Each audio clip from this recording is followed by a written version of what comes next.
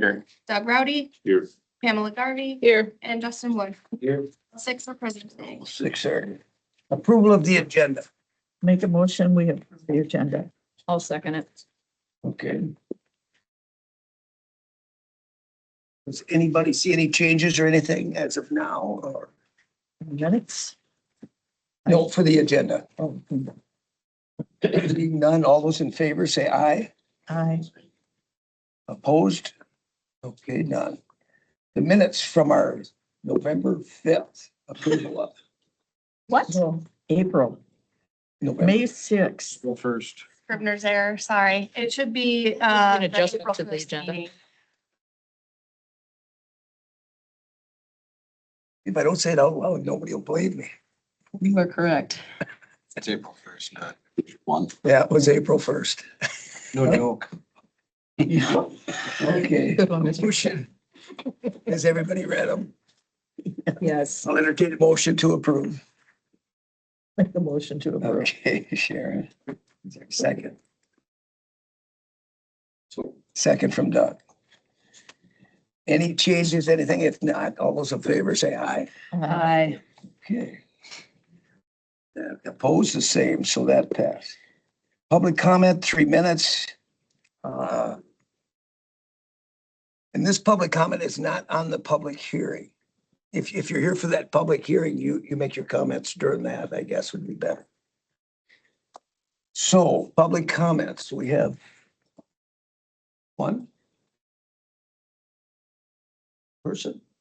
No, that's for the hearing. This is for the hearing. Oh, that's for the hearing. Okay, sign up for the hearing. All right. All right. Information of, is there anybody else then that wants to public? Okay, then not. All right. Mr. Hall is here. Do you have any comments? You're good? I think that's our So is only Mr. other Jarko. supervisor. So is Mr. Jarko. He's also a supervisor. That's right, he is now. He's hiding behind a computer. I'll save it for the public. You're saving it for the hearing. Okay, thank you. So now we have to go into election of our committee officers. I make a motion, Kim will be, continue to be chair. I'll second that. Okay, any other? If not, all those in favor then say aye. Aye. Opposed? None? Okay, we need a vice chair.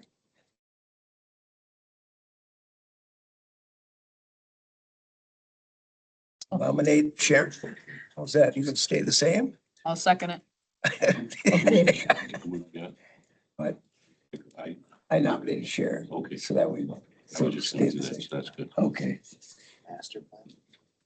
Okay, all those in favor then say aye. Aye. Opposed? Okay, Sharon is the vice chair. Same rules apply as 2 years ago. Yeah. You can't miss, you can't be sick.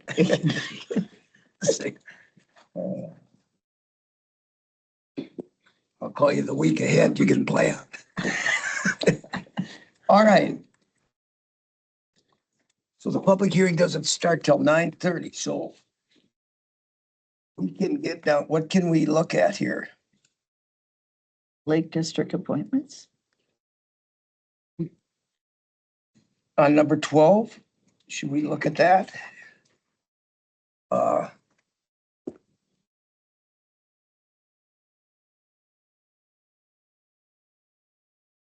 Do we have the people that changed? Were they on some of those? Do we have that list in here? Well, we had it. I didn't bring it. I had printed it. I didn't bring it. Okay, Sure. do we have that list? I understood it. I understand it was sent out to the committee It was. earlier. Yeah. Yes, no? It was. It was, I don't think, but it wasn't. You need copies? Well, let's read down, see how many changes or whatever this is, so. Yeah. Printed it too. Oh, God, didn't bring it. Email. Okay. Set up 10 minutes ago. Excuse me, you're a little slacking there. The board meeting was a bit while ago. My phone is game today. Got it.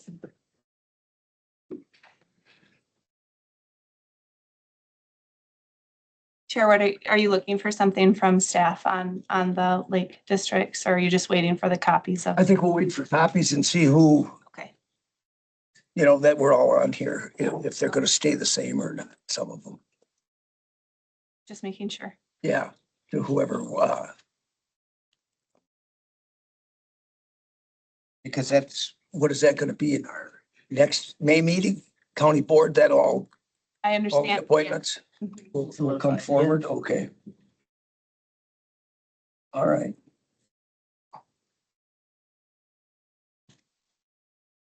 You know, this is public hearing stuff all day.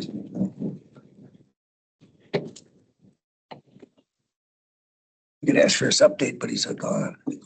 Yeah, he went to make copies. What a nice guy. Thank you.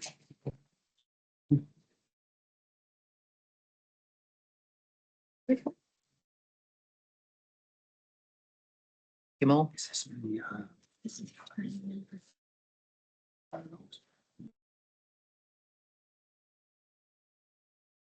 So was this sent to all the supervisors too, so they know that they were plugged into these? Okay. So have you heard from any that you know want to be on it or don't?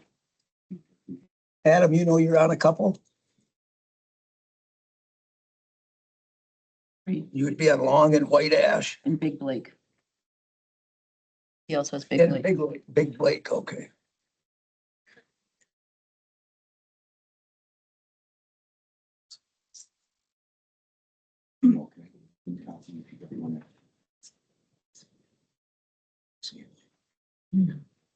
It's fine.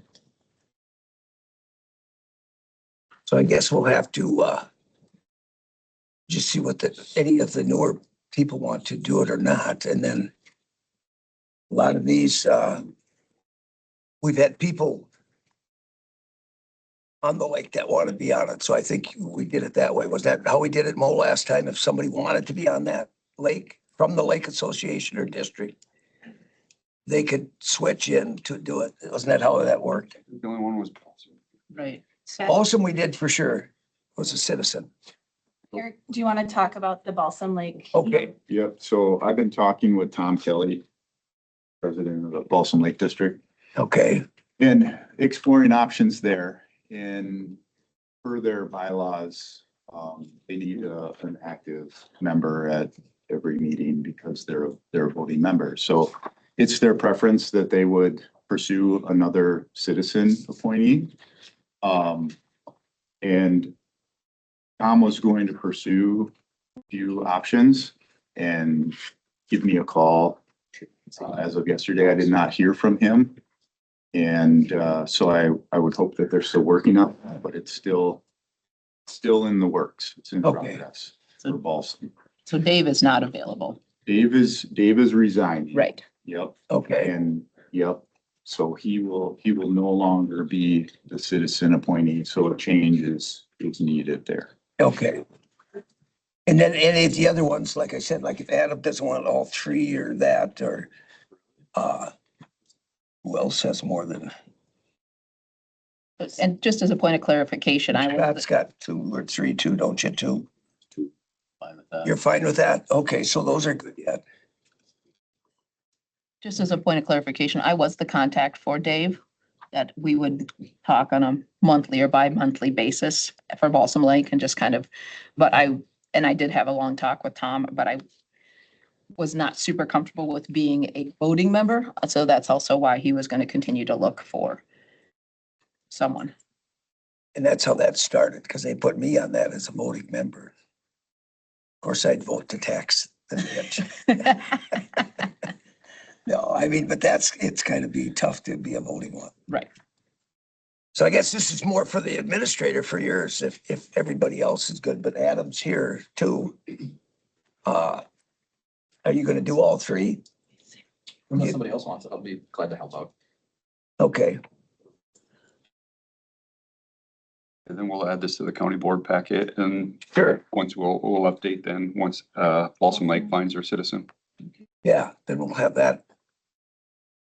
And I think, Mo, it might be appropriate to strike Dave Mariani's name and maybe just leave citizen in there for now I until think so. someone is appointed. Have that done. Super. Okay. Well, that go for the appointments coming forward with a bunch of them. Okay. All right.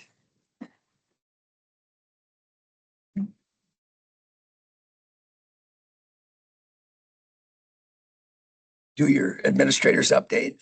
I can share. It's We might as well do it. We got 20 minutes. We might as well do a few of the updates and stuff and get to it.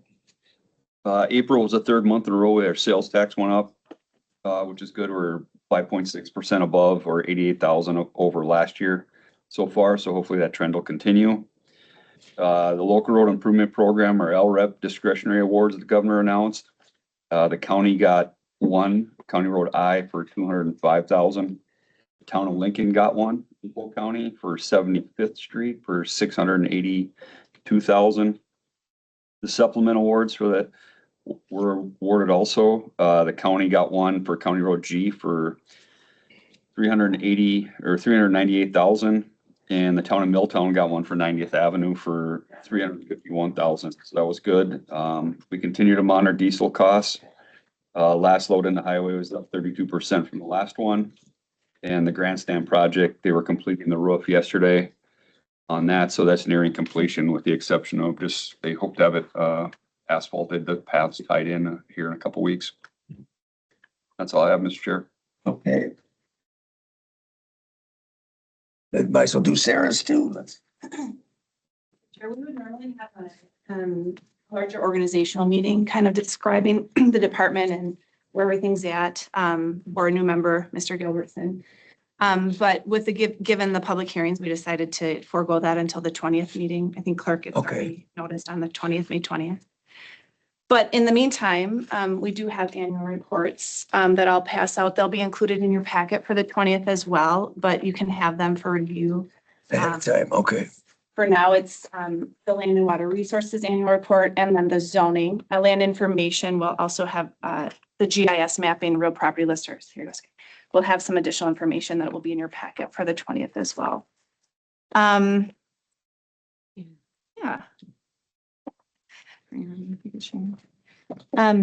Just a couple quick things. We had our tree day that was a success at the end of April.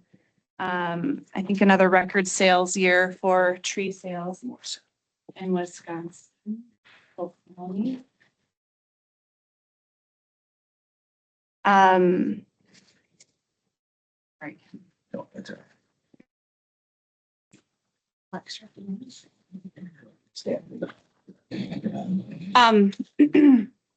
So yeah, tree sales were up and we had our pickup day at the end of April.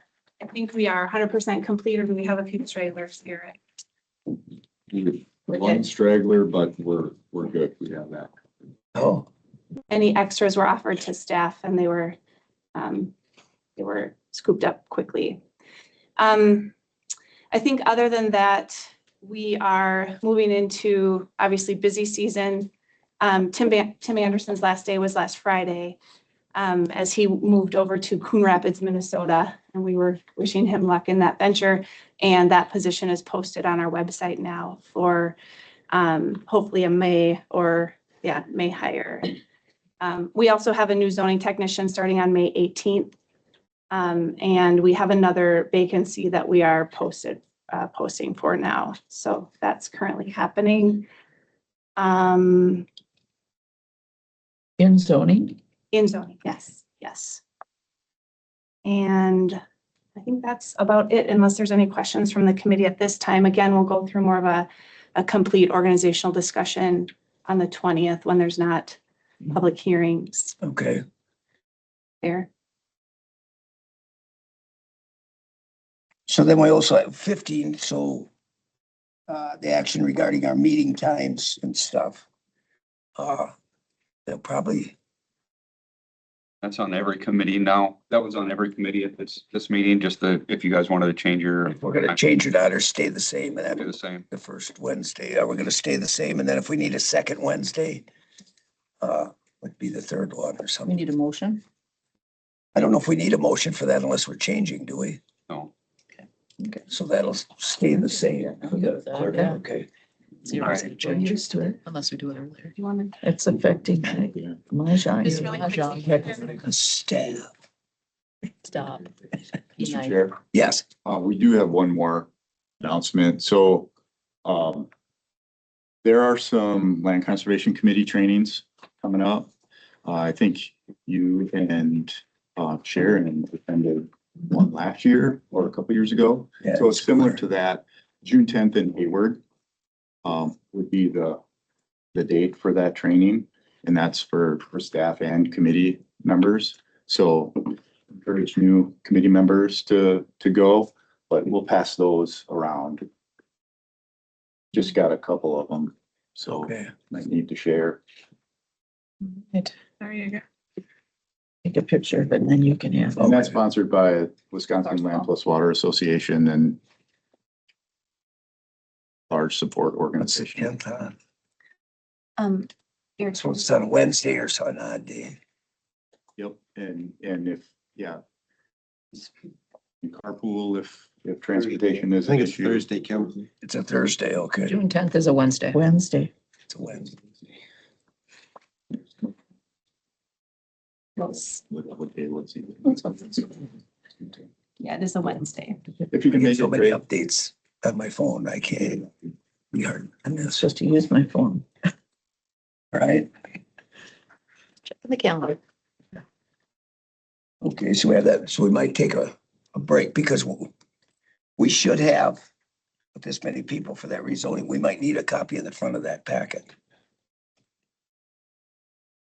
I don't think it's in here. Does anybody have one Front of What what packet? for the rezone, Oh, the packet for that?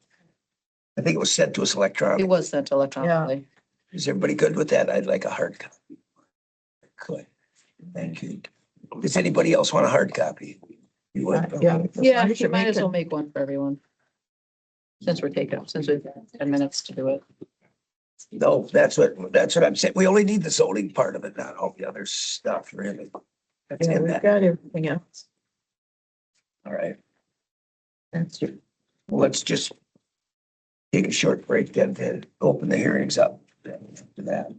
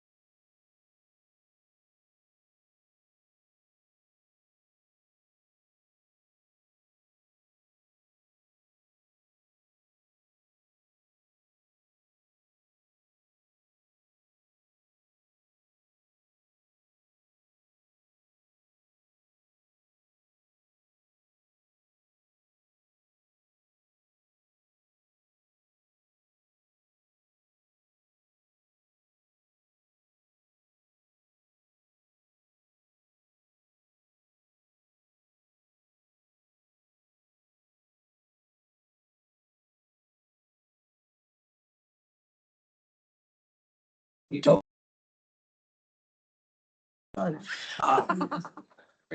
Joe, I'm gonna ask Joe a question. On these public hearings, should we separate each one out? A, B, C, D? They're all under one. Take each. I think we should yeah, take them each separate. However you prefer, Chair. I think we should take them, we should separate them out. All right. What does everybody else think? Okay, we should. Separate 'em out. Yeah, Absolutely.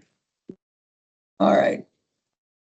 So let's start, let's do A first then. Let's do the Peterson district change. Let's have that read in and open up the hearing for that first.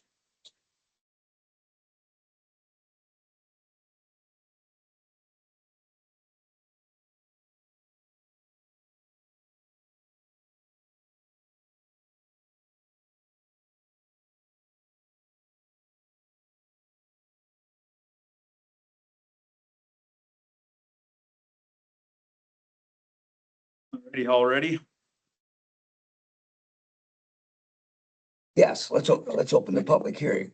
Gary and Mary Peterson request a zoning district change from residential agricultural 5, RA 5 to recreational business and commercial B2 for the following parcels: 036-00416-100, which is 36.29 acres, 036-00412-0000, which is 38.6 acres, 036-00411-0000, which is 52.31 acres, located in section 18, town 36 north, range 17 west in the town of Polk. So total acres, 127.2. Correct. And I don't know if you want to go over the comments we received before we get started or do that at a different time. Let's go through the staff report, then we'll go through comments and have public. Okay.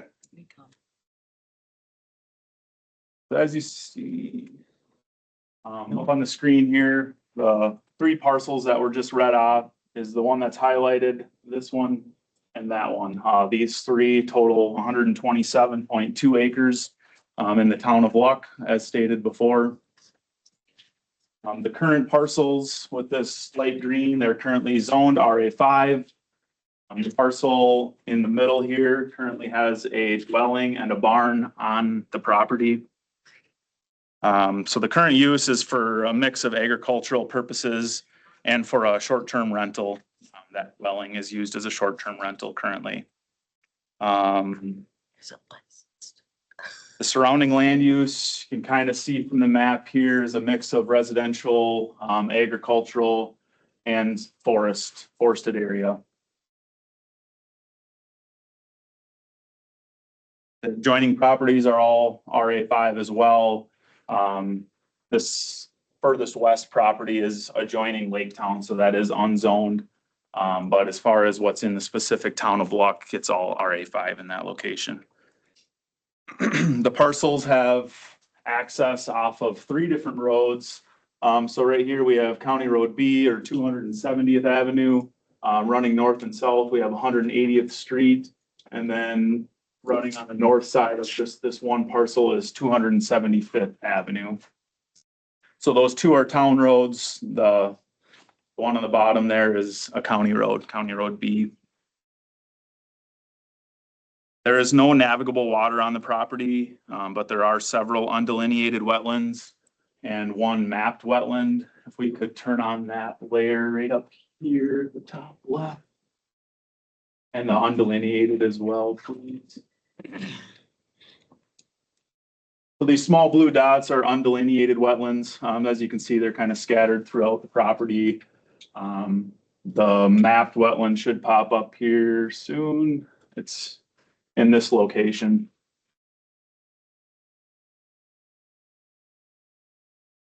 The Town of Luck's comprehensive plan, which was adopted November 9th, 2009, designates these parcels as multiple use. The town did approve the rezone request per their March 10th, 2026 meeting. The purpose of the rezone, as you'll see, there's a fairly large packet. So I'm just gonna briefly explain, what it appears the rezone's for. I think there is a public or a comment from someone on behalf of the owner as well.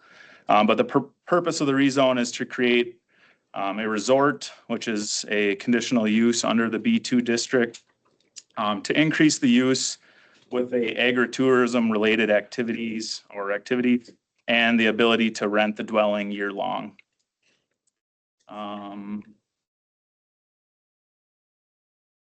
So yeah, if the rezone were to go through, a resort does need a conditional use permit in the B2 district. The county did provide the proper class 2 legal notice prior to the hearing and received 4 written comments in opposition to this request. The main concern appears to be the possibility of a campground / bar type of use in this area as an allowed use. Other concerns were the potential of increased traffic noise and decreased property values due to the potential future uses of this property.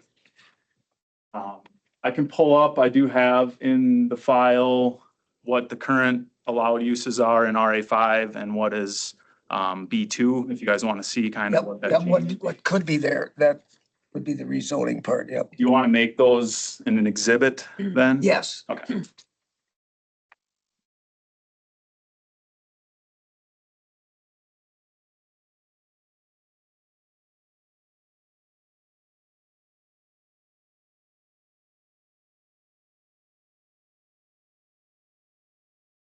So if we start at RA5, this is what the property is currently allowed. As you'll see under allowed and permitted uses, any allowed and permitted use that's in the R1 district, which is our residential district, any agricultural uses that are found in A1, which I have another slide that'll show those specific uses. Conservation design development when done in accordance with density standards, schools, churches, municipal buildings, manufactured home parks, and then anything in this next section is a change in use that requires a permit. So a tourist rooming house, bed and breakfast, a bunkhouse, cemetery and burial site, contractor storage yard, 2-family and multifamily dwellings, and limited short-term non-metallic mining activities. And there isn't any conditional use permits underneath the RA5 zoning district. So I think the next one, if we just go to the A1 to show you guys what uses would be allowed underneath the RA5, because they're kind of tied together. So B here is the specific agricultural uses that RA5 references that would be allowed in that district. So you got crop and forage production, keeping livestock, beekeeping, nursery sod or Christmas tree production, floriculture, aquaculture, fur farming, forest management, enrolling the land in federal agricultural commodity payment program or land conservation payment program, an accessory structure that's an integral part of an agricultural use, roadside stand, and personal stable. So those would be also allowed in RA5. And then if we, This is what's existing, to make it clear. Current. in the ordinance, this is what's allowed on RA5 property. Okay. Correct. All right, And the reason we had to go to A10 is because our ordinance says RA5 allowed uses is these uses in A1. So you kind of gotta, go back. yeah. All right, so that it's clear that way, okay. So then if we go to what's proposed.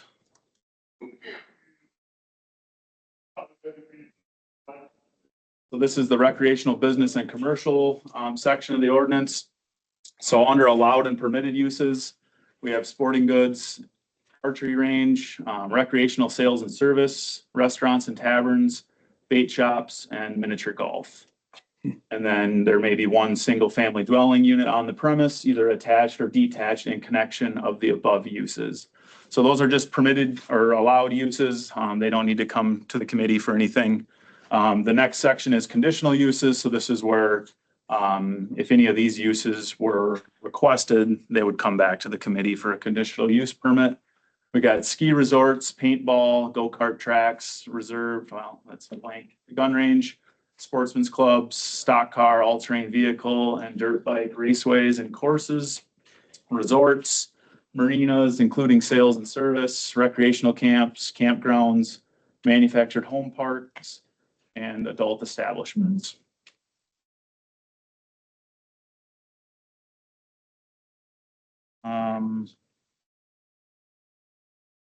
Regarding the comments, we did receive one this morning in an email form. I do have enough copies I can pass out. If you want to include that in the file or not, that's completely up to you, Chair. Yeah, we might as well. Is it short and sweet? We're not gonna read them. No, You don't do the thing. but we'll have, I'm gonna read them out loud. no.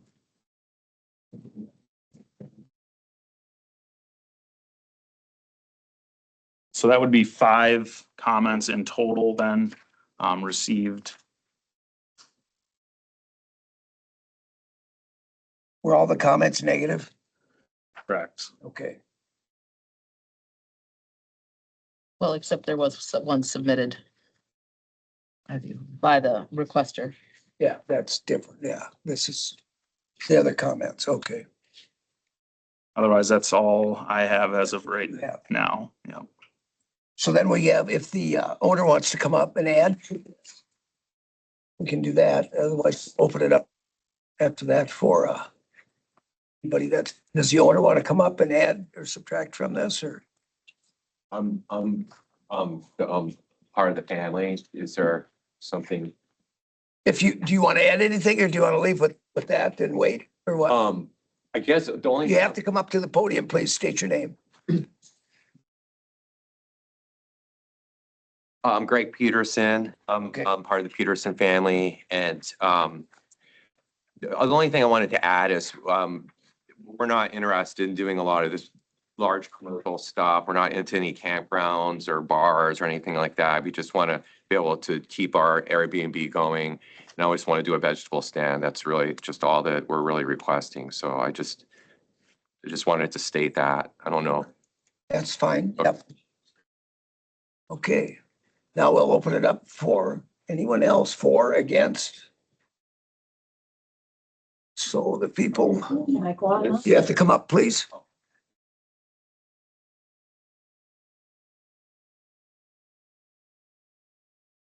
Is there a list, Kim, to go off? Is there a list of sign-ins to go off of? No, that Okay. public, because it's that public here. Yeah, there wasn't. Yes, My name is Diana Verkus. I'm one of the close one of the close neighbors to the area. I'm not opposed to what he has stated previously. My biggest concern is that in the future, I'd like to be able to pass on our agricultural land in that area to our family.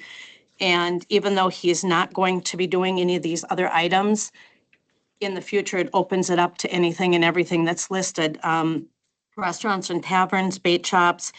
I was told that a conditional use permit has already been applied for. So anything, the 1 through 13, the ski resorts, the golf carts, the resorts, campground and or adult establishments that's already been applied for. So a lot of concerns with that, regardless of what they're going to do today with it. In the future, that would be my concern.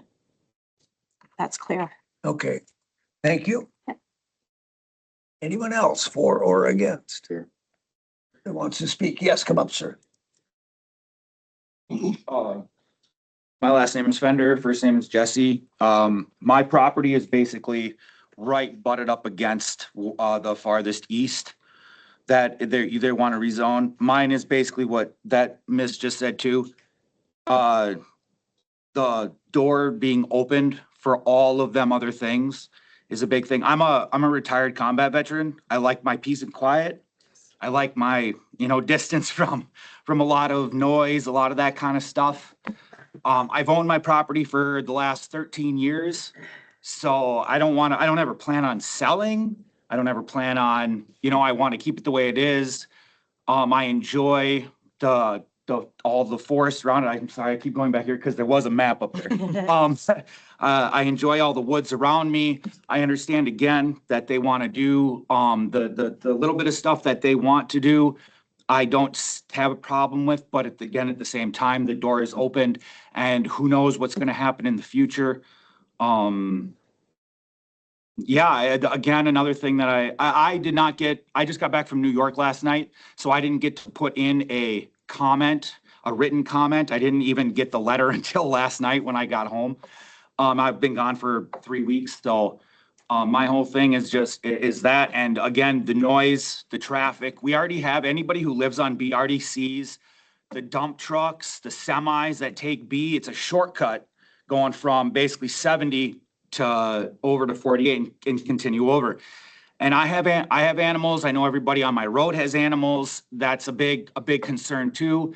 And then if they decide to ever do some type of commercial resort or something, you get out of state people, they are in a hurry because they want to get on vacations, da, da, da, da, da. They're not paying attention. That's just another big thing for me is, any animals, any pets, any of that kind of stuff. There's the horse ranch that's just down the road. That's right there on 35. I mean, that's going to affect them too with traffic. And then the other thing is with the environmental stuff, I have blue spotted black salamanders on my property, and them things are usually the first to go when something goes bad.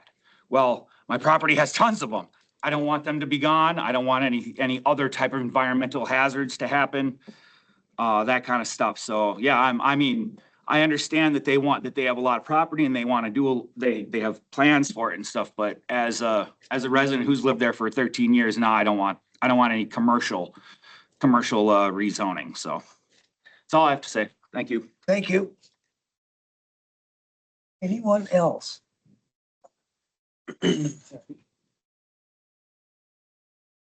I'm Quinn Erickson. I own property to the west and to, would it be the north of them?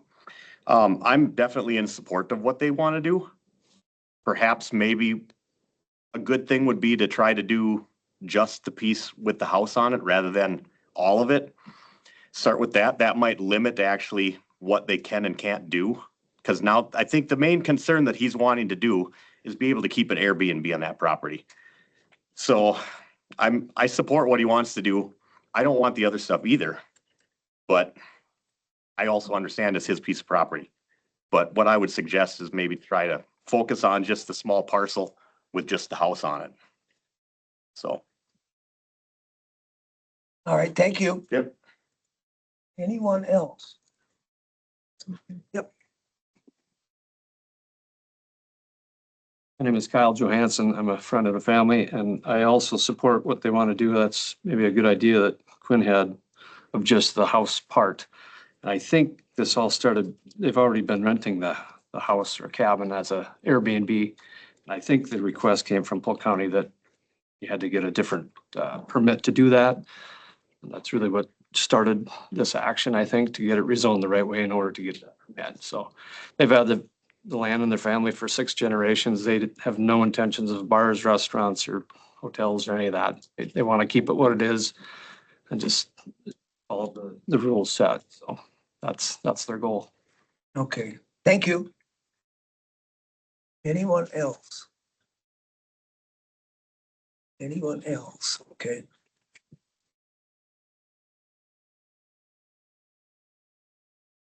I'm Matt Nashholm.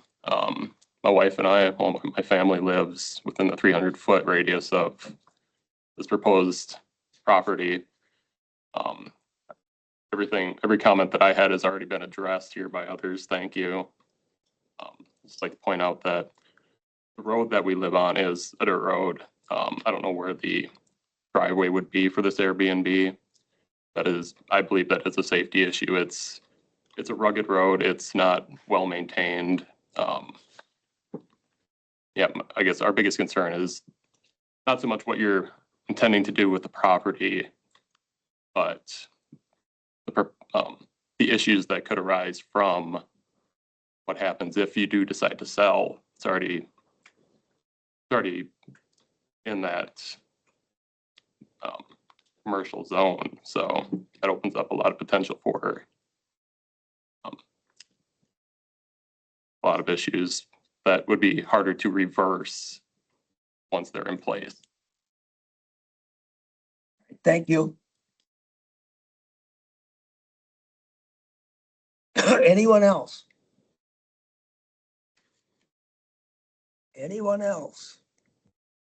All right, is the owner here or just, you're the only representative? Yes, Okay. I live on the property. Oh, okay. Do you have any rebuttal? Do you want to come up and do any rebuttal to what people said? But you would come up to the podium, please, or not, if you don't have any. Yes. I don't know how it would work if they did one property. If we changed it, we'd have to have a different hearing, would we not?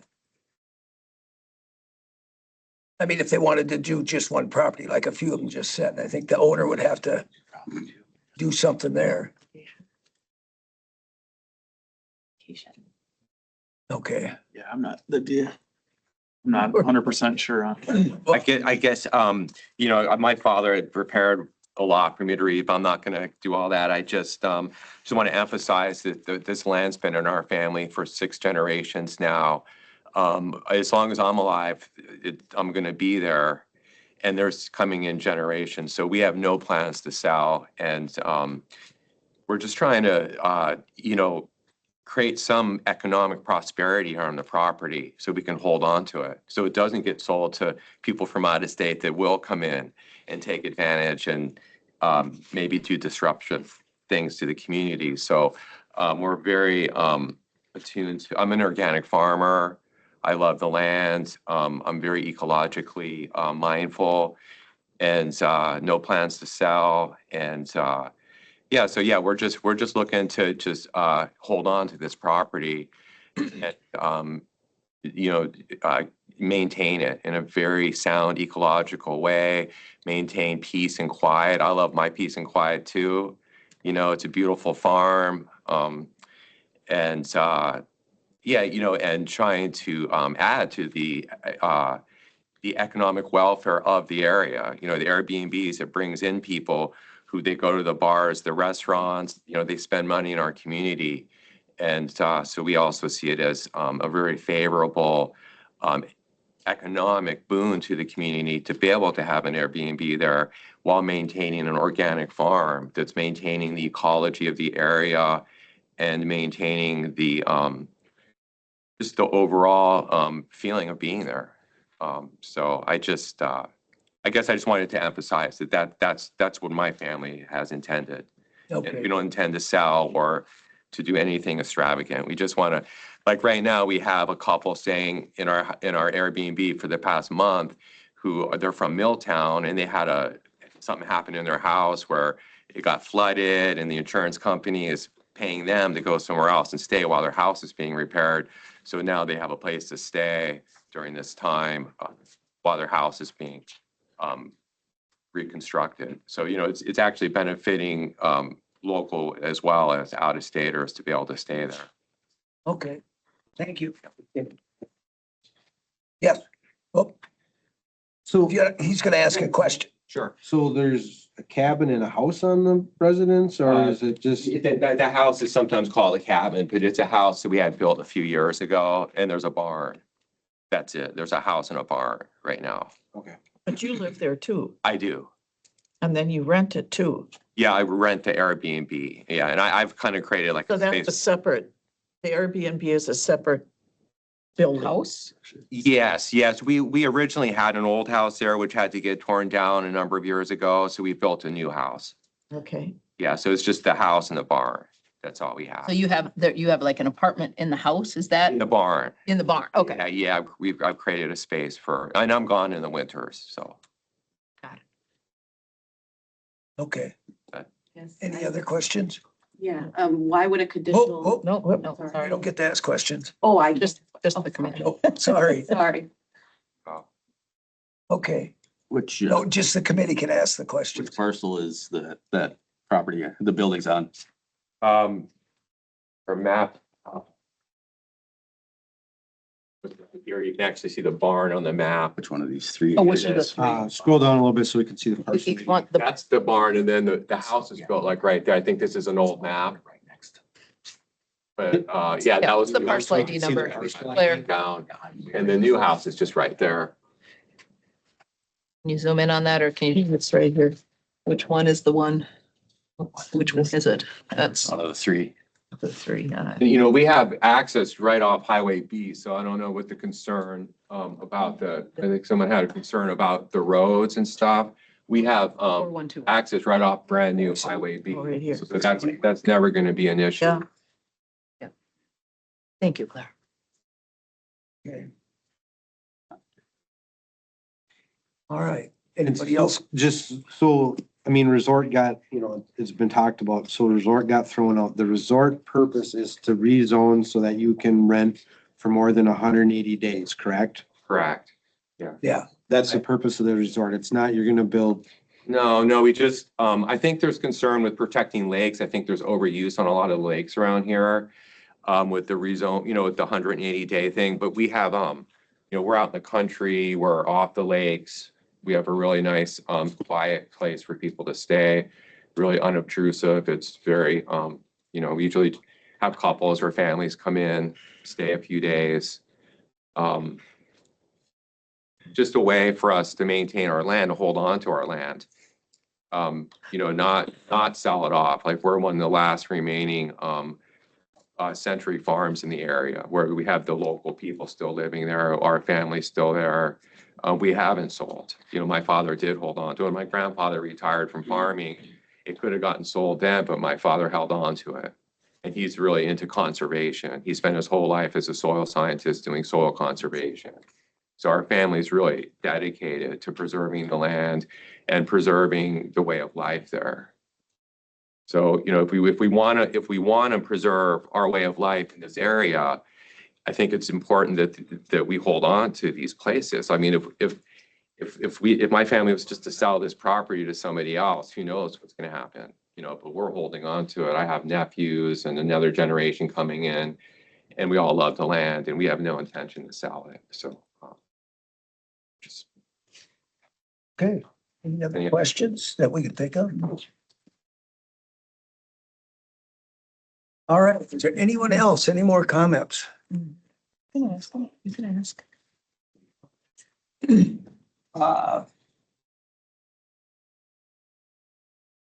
So it's, the house is licensed as an Airbnb now. So I just like to bring forward just a general question that I kind of asked earlier, and so whether zoning or Joe can answer. So as I'm reading it, resorts, which is what they're looking for, is a conditional use. Right? So there would have to be a list of conditions, which they've proposed a list of condition for the resort.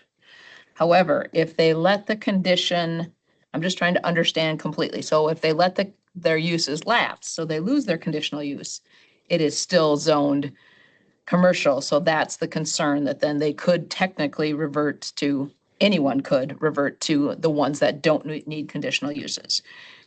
Correct. There is no current way around that. Is that accurate? Yes, because there's no conditions of rezone. Only on the permits afterwards. Because I'm hearing you know, so in essence, they are trying to follow the rules by saying we would like to rent it out year round. We do have currently the 180-day limit. They're trying to rent out year round. So this is their solution, is to try to be able to do that. So they're trying to follow the rules, but yet now the rules are hindering them as well. Yeah. I just wanted to kind of spit that all out so everybody hears what the issue is. Yeah, so there used to be in the ordinance where if you were requesting more days, you could do a conditional use specifically for that. Then that was removed because there was, I think, many conditional uses that came in requesting more than the days allowed. So now that, because that's not in there, it's either you have the tourist rooming house regulation or a resort, which then it would essentially be a conditional use for more Right. days, But but yet you still have everything that else that comes under B2. correct. So that might be something, yeah, that could get addressed in the ordinances itself too. All right. Any other questions? All right, if not, we can close the hearing, and then do you want to give your? Did we also exhibit the town board? We didn't. Exhibit, was it? So that, make sure that was exhibited too. That they approved it, and that was unanimous, it said approved, okay. At the town level, okay.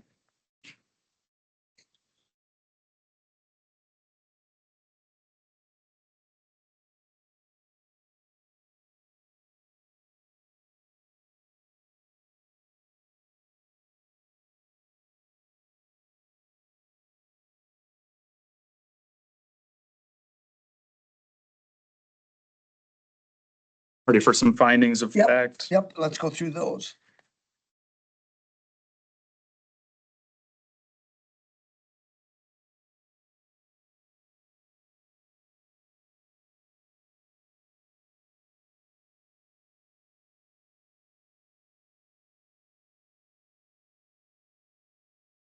All right, if we could zoom in just a little bit. So a lot of these were covered, but if there's any that you do not want to be a finding of fact, or if there's anything we would like to add, we're able to do that. I can read through them. This request involves rezoning 3 adjoining parcels totaling 127.2 acres in the town of Polk. The current parcels are zoned residential, agricultural 5, RA 5. The current use is for agricultural purposes and for a short-term rental. There is a barn and a dwelling on the property. The Town of Luck's comprehensive plan adopted November 9th, 2009 designates these parcels as multiple use. The surrounding land use is residential, agricultural, and forest. The adjoining properties are zoned RA 5. The parcels have access off 275th Avenue and 180th Street, which are town roads, and off from 270th Avenue, County Road B, which is a county road. There is no navigable water on the property, but there are several undelineated wetlands and 1 mapped wetland. The town approved the rezone request per their March 10th, 2026 meeting. The purpose of this rezone is to create a resort to increase the use with agritourism related activities and the ability to rent the dwelling year long. I don't know if that one wants to be amended. In the packet, it talks a lot about the agritourism, but today it hasn't really been brought up much, so I don't And know. is it really part of rezoning It anyway? isn't. I was gonna say the same It thing. doesn't- That should be in there. It can be stricken because that isn't part of the rezone. Because they can do any one of those uses, so I mean, it could still happen, whatever. So you want to strike the whole purpose of the rezone, or? I would say just to create a resort and leave the rest off. We aren't determined Yeah, what the use is. we're not determining a use, so we could probably take the whole thing off. Do we usually address, though, the purpose of why they're trying to rezone? So that I think. we would usually try to address that, so. Tax corporate council. Yeah, You're both right. We don't determine uses, but certainly it's relevant to the extent. The finding. I would agree with the chair is that you could stop after a resort. stop after resort on that one, okay. Because then the next one has the resort in there too again, so I think we were. All right. Next one, a resort is required to obtain a conditional use permit in the B2 zoning district. The county provided a proper class 2 legal notice prior to this hearing and received 4, I'll change that to 5 since we received 1. Last minute, 5 written comments in opposition to this request. Do you want to include anything about the testimony today that was received, or? That'll be in the record. Okay. The main concern being the possibility of a campground/bar type of use in this area as an allowed use. Other concerns were the potential of increased traffic, noise, and decreased property values due to potential future uses of this property. Anything you'd like to add, take away? Does anybody see anything that we should add or take? Can we address just zoning the parcel that the dwelling is on, or is that? Just rezoning that instead of the whole property? Yes, absolutely. It's within the committee's authority that if you wish to proceed and grant in part, deny as to, that would be then 2 parcels and approve 1 parcel. Yes, that could be a possibility. Oh, we could, okay. We need the applicant to amend their application or not. They can just approve and deny sections of. Interesting, okay. And the house and the barn are on the same plot. Mhm. And it looks like in the middle, almost of Would it, the own but the property. bigger setbacks, sure, so would it meet the setbacks if it was separated off? It's not next to a lot line or anything or what? I don't believe so. Okay. Do we have a map with Like- where the house actually is? Because, It's in the center of their property. Okay. okay, There's the yeah, house. So I don't know exactly where the delineations are, but it is. It's like only like 100 feet from the barn. Oh, okay. Oh, yeah. Barn. Oh, That's an old map, but it's like almost like right behind the barn. Yeah, Okay. Is this one? To the 2025 imagery on this side here, all the way down. And this will show it. So here's the, Okay. now you can see the new. And they own parcels, both, all their parcels are that's. the on middle. either side, Yeah, right? that's The the house parcels and the middle parcel. Correct. Is that the lot line right there? Lot line would be this turquoise highlighted. How about to the west? The other one's gonna be a ways over. Oh, yeah, so it's almost, okay.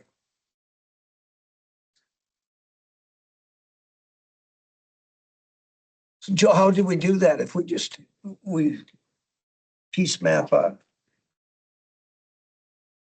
district change? Does that have to go, I mean, the township approved it all, but I mean, I guess. Yeah, so statutorily, the town would then have a period of 10 days to 10 days, yeah. appeal. They can get an extension on that, but yeah, I would just delineate it by parcel number then. If you're going to. If we're gonna piecemeal it out, okay. Yeah. Well, what does the committee think on that? Fill it out. Just leave it the way it is and go. That's what their application is. Yeah. How about everybody else? What are you thinking?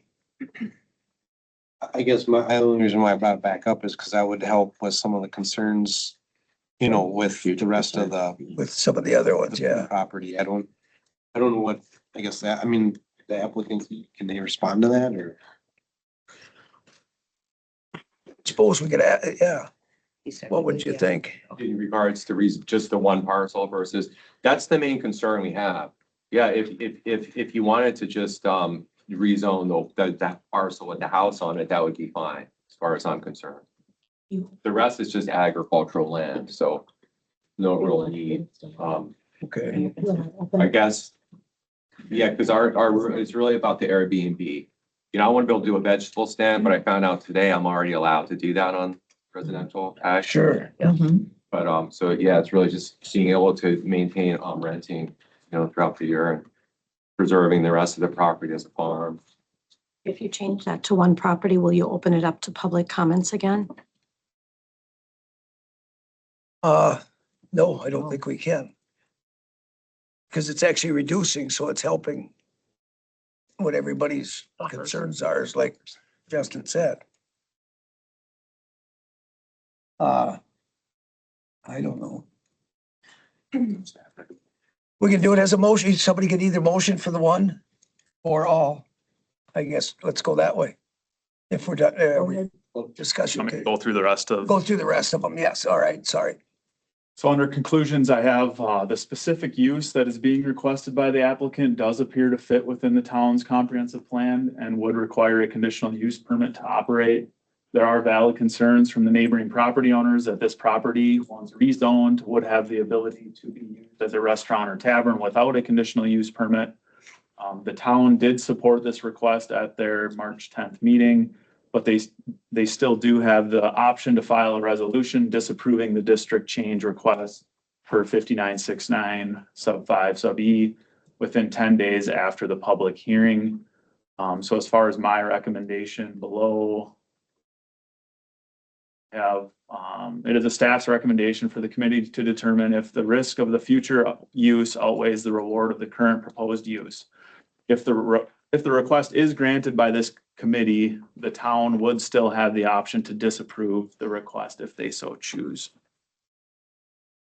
Okay. Staff recommendation doesn't have a recommendation.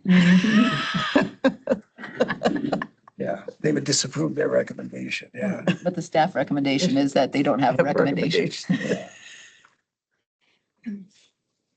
Several considerations too, if I can share. If you reduce it to the 140 for approval, it also minimizes the use of the adjoining town road and access appears to be solely off of County Road B.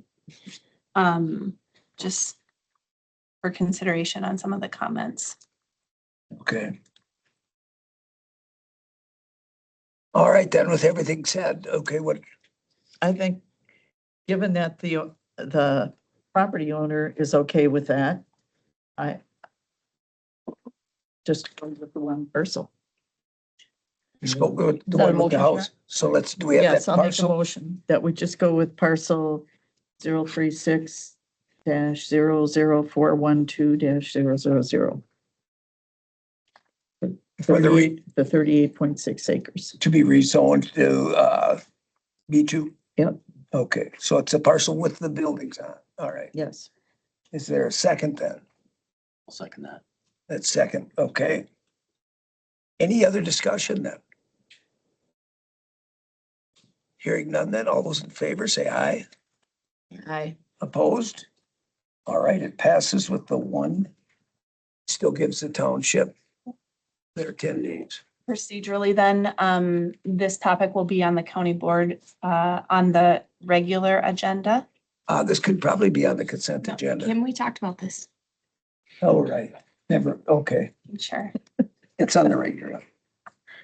Got it. Thank you. I know you're watching. All right, are we good then? All right, we're good with that one. Okay. Chair, I gotta take a quick break. You need a break? I just Okay. need a quick one. Yep. Problem.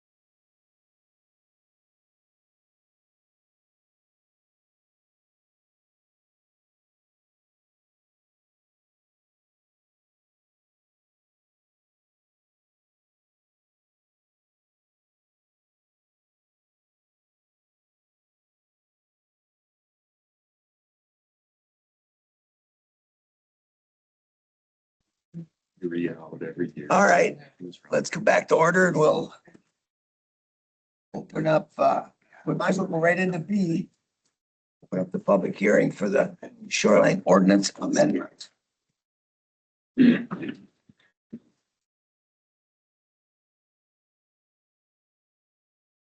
gonna go through some of the red lines again, or are we gonna jump right to public comment or any comment on it? Or, Is the one that passed out? so the one we have in our packet should be the newest one, is that correct? Correct. And the red is just what was added from the second to the third. Okay, I think that was what was requested at the last meeting. this was the last request that we changed, okay.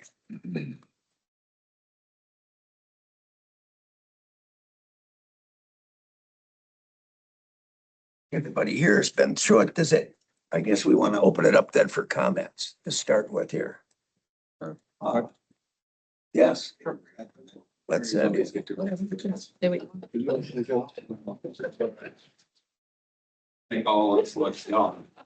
that's why you signed up first. I was gonna say, normally attorneys aren't brief, so I'm just planning to get everyone put to sleep. Yeah, I promised the chairman I'd be quick though, which, again, we'll see if I can do that, but of course. And thank you, Mr. Chairman, members of the committee. My name is Anders Helfquist and I'm with the Weld Riley Law Firm out of Eau Claire, Wisconsin. We represent 7 towns in Polk County, the towns of Garfield, Apple River, Clam Falls, Georgetown, St. Croix Falls, Farmington, and Lorraine. And they opposed the proposed shoreland amendments that incorporate general zoning code provisions into the shoreland. Our towns have a mix in terms of them adopting their own general zoning codes. Other towns that we represent have opted out of general county zoning. Both of those, they're acting within their statutory rights to do so.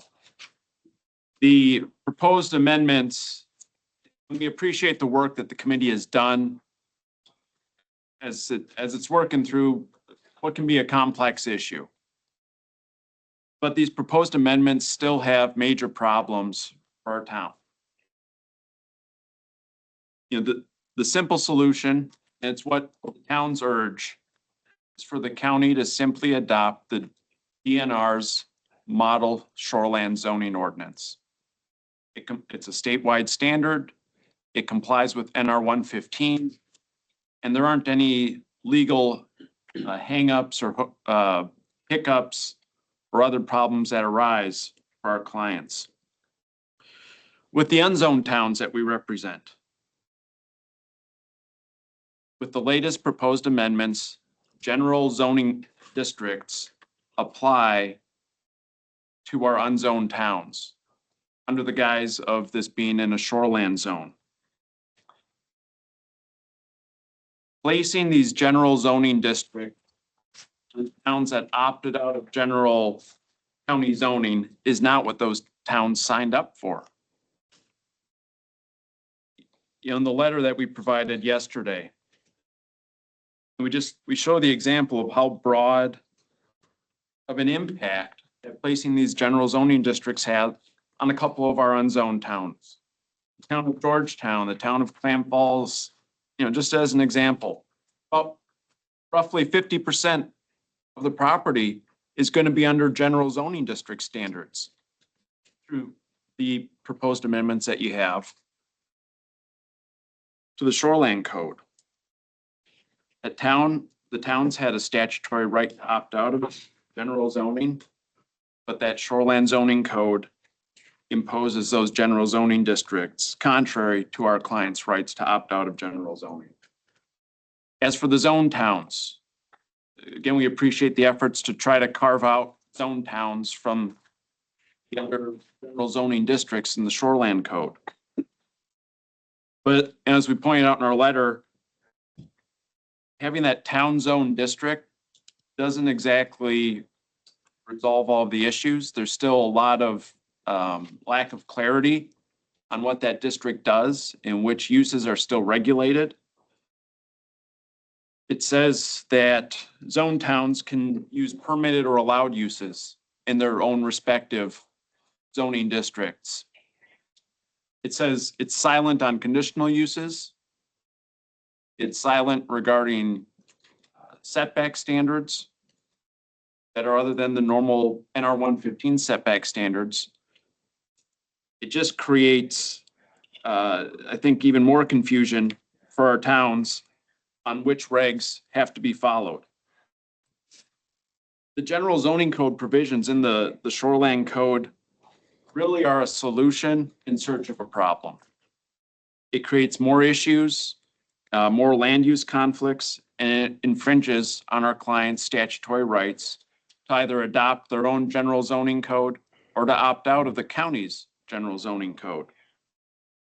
We would urge that the committee scrap the proposed amendments and adopt the DNR model ordinance that complies with NR 115. Thank you. Thank you. Chair, can I? Yes. I just have a question.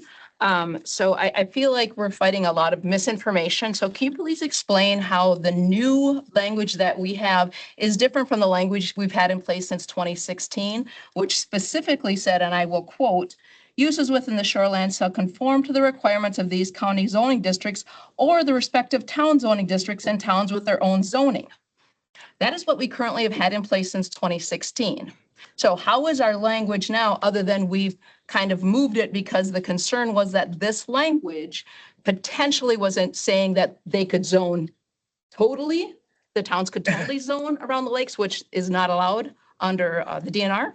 So we moved it saying that they can zone specifically the way they've always have. So can you please explain the difference with our new language from the language you currently have in place since 2016? So first, again, I'll get back to the main issue with the unzoned towns. You're imposing general zoning. But that's been in place since 2016. And they're tired of it. They are tired of having general zoning code provisions imposed on them on over 50% of their property.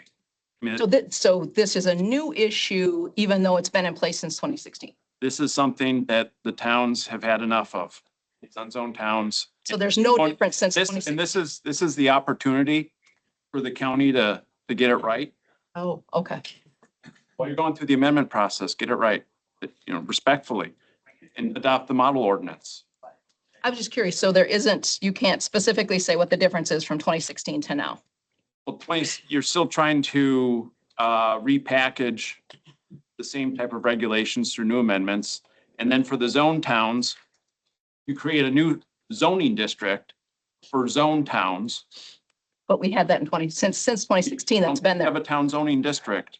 Actually, yeah, You were exempted. they were exempted. There was an exemption.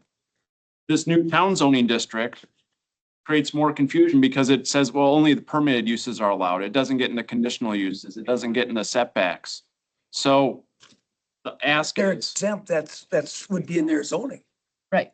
well, again, That part is all. the proposed amendment is silent on some issues, and that creates confusion and a lack of clarity. And the bottom line is, if you adopt the model ordinance, we're not talking about exemptions, carve-outs for zoned or unzoned towns. The NR 115 model ordinance applies across the board universally, and we're not dealing with a conflict of different zoning districts and which zoning districts should or shouldn't apply. Thank you. Thank you. Thank you. Anyone else on the shoreline plan? Mr. Nelson, come on up.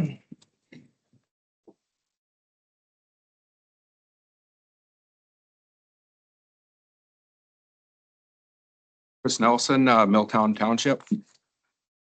One question I have, Chair, are you going to read any of the other public comments like you've done previous? I know a couple landscapers talked and one sent one over yesterday afternoon. Not all read it, but I didn't really want to. Well, we're getting them late again, and that's something we're trying to change, that we're getting it every morning. We're getting our stacks of papers before a public hearing again. Yeah. And he sent it late again, and knowing that. Hey, then if you want, I'll read it. I like it. You wanna read it? Read it. Go ahead. Okay, because you're not gonna read it. I'm not gonna read it. Okay.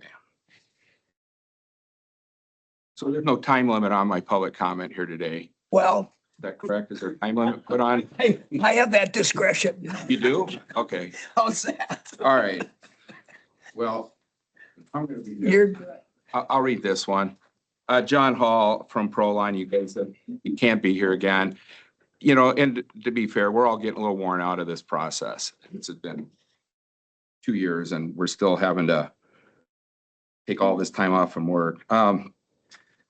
Environmental Services Board members, I'm unable to attend your spring meeting as it is our busy season and we are focused on completing sold work.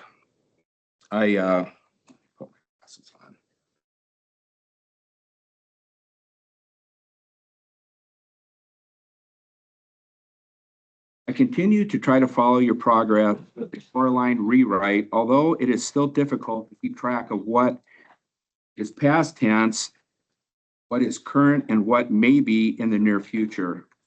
I understand your goal is to pass this new draft, then get approval from DNR to solidify everything. My hope and request is that when this passes, both the riparian landowners and all of us contractors have ample time to digest these new rules, and implement them on future sales. Personally, I continue to sell projects based on current rules and regulations, not proposed rules. Once passed, I would request that both Environmental Services Committee Board and the Zoning Department will set an effective date of January 1st of 2027. This way, all work budgeted for 2027 can be within the new scope of the rules and everything sold under existing rules is still allowed. Myself and most other contractors have spent many hours preparing designs, bids, and timelines based on current zoning. Please don't push the burden on us. This process has taken far too long and become overly complicated. We need a break. I hope you all will take this request into consideration. I also understand that current revised zoning has stopped issuing land use permits for basic rock fire pits and rings within the setback. What has this world come to? Since the beginning of time, people have relied on a simple basic camp ring to safely burn wood for heat, cooking, etc. I bet you'd all be hard pressed to find waterfront property in Polk County or Wisconsin that does not have a fire ring. What is the harm in a fire ring? Patios and hard surfaces are another issue, but the fire ring, there are much bigger issues to look at as compared to a fire ring. This whole thing is out of control, and this new stunt is a perfect example of what's going on in this department. Sincerely, John Hall. So I think it's important, Chair, is that the public does hear these public comments when they're written because people can't be here. So I'd urge you guys to let the public at least know about them or put them up on your screen so we can read them for ourselves. A lot of other counties, municipalities will let us see those. And I guess, you know, my comments here today again is I completely agree with John Hall. He sent that to me last night. And, you know, we all talk out here, right? I'm speaking on behalf of, I'm not an attorney. I haven't got clients that I'm representing, but I can tell you on the projects that the company that I work for, it used to be mine, now it's not. We probably deal with subcontractors. I'm guessing we have 50 to 100 people on current projects from here to Hayward every single day. Electricians, plumbers, it affects more than me, right? I'm not going to be affected by these rule changes, but the effort, you know, because I am semi-retired, I can sit here and read all this stuff. I can follow it. And for 2 years, this has been the poorest example of county government trying to get through a process that we all understand. And I've been doing this for over 30 years here. And I can't tell you what, I do not know what we're gonna do when this gets passed, if you're gonna pass this. And going back to John Hall's comment, I know our salespeople and our drafting people are currently in the middle of designs. They're constant. They're just, we're never out of that cycle. And we have projects that we've met zoning on already, whether it's this county or other counties. And we've developed our plans based off of those communications a week ago, 2 weeks ago, 6 months ago. A lot of times these projects take many months to get through that process, budget's done, let's go start. We don't pull permits when we first start talking. We pull permits once financing's approved. And we walk in here and we're gonna walk in here and we're gonna, oh, we can't do that anymore. So that's a concern. And I agree with John on this, waiting for a delay. You know, passing it, if that's what you guys want to do and you're gonna convince the whole county board to pass this. And my question about passing it is, I've asked some things at public comments that haven't been addressed. And I guess you don't have to address them and staff don't have to address them. But I've been pretty clear that, like the setback averaging thing last public comment, never heard a word back from anybody. What permits could we pull today under the current rules, which would help clear it up for a lot of contractors? What today can we do and what tomorrow can't we do? I have not heard that explained. None of us know that. And if I asked you guys are the ones that names are gonna be on this. And you guys are the ones that are gonna have to talk to the public and go, hey, you passed it, it's yours. The attorneys are gonna tell you next year, and administration here, when someone comes in and complains, because I was a supervisor one time and I can remember many times Corporation Council telling us, you guys passed it, it's yours. So when you guys pass this, I'm asking each one of you and the full county board, look us in the eyes and tell us that you completely understand every rule that's been changed. Because if you don't, you shouldn't pass it. Setback averaging, we've had numerous things over the course of the year. One thing I go back to, I know Joe was gonna say it wasn't me, but Joe, Corporation Council, over a year ago, told us in this meeting, one of these meetings, that the public would be told if the zoning administrator was making new interpretations of the way it was previously, interpreted. And John Paul brings up another thing about this fire ring. I got a call too from a landscaper not too long ago. Yeah, how do you let us do a fire ring? And he says, well, and these are the little things that we haven't addressed. We did this big rewrite, but as simple as a fire ring, I can put gravel right here in this room, right? Some lay P-rock down here. And I can put chairs on this and sit down by the lake and watch my family. And I can go grab the wood out of the woods right there and I can build a fire. All legal. But my gosh, if I'd walk over and grab them 5 or 6 rocks over there laying in the woods and put them around the fire, oh, violation. And again, I go back to what the past public comment was. Don't rush this. I know it's unbelievable that we're saying don't rush it because you haven't rushed it. But it's been so poorly laid out by someone with a department that had no experience. Before, and Miss Supervisor Rowdy knew it, Supervisor Olson, we spent years, we had public participation. You had buy-in. I'll tell you right now, there is zero buy-in in our county with any of the trades. None of them. Now it's gray, don't go get a permit. If it's gray, don't go get a permit. Don't ask, don't tell. Up to this administration that's sitting right here, when it was Vince, you go back to Dana Fry, the zoning department was required to issue permits right away. I remember him saying, there's no reason to take 2-3 weeks to issue a simple permit. It is a mess in Polk County zoning. It's a mess for all the people that deal with it every day. And I know you guys can't deal with specific employees, but you can deal with the administrator. This process has been a mess. All these, one day you can do a fire pit, next day you can't. One day you can add 200 square feet to your property, the next day you can't. One day you can put an apron on a boathouse, the next day you can't. One day you could do a fire pit, next day you can't. It's just constant. And so even on this outlot issue with our township, I brought that up.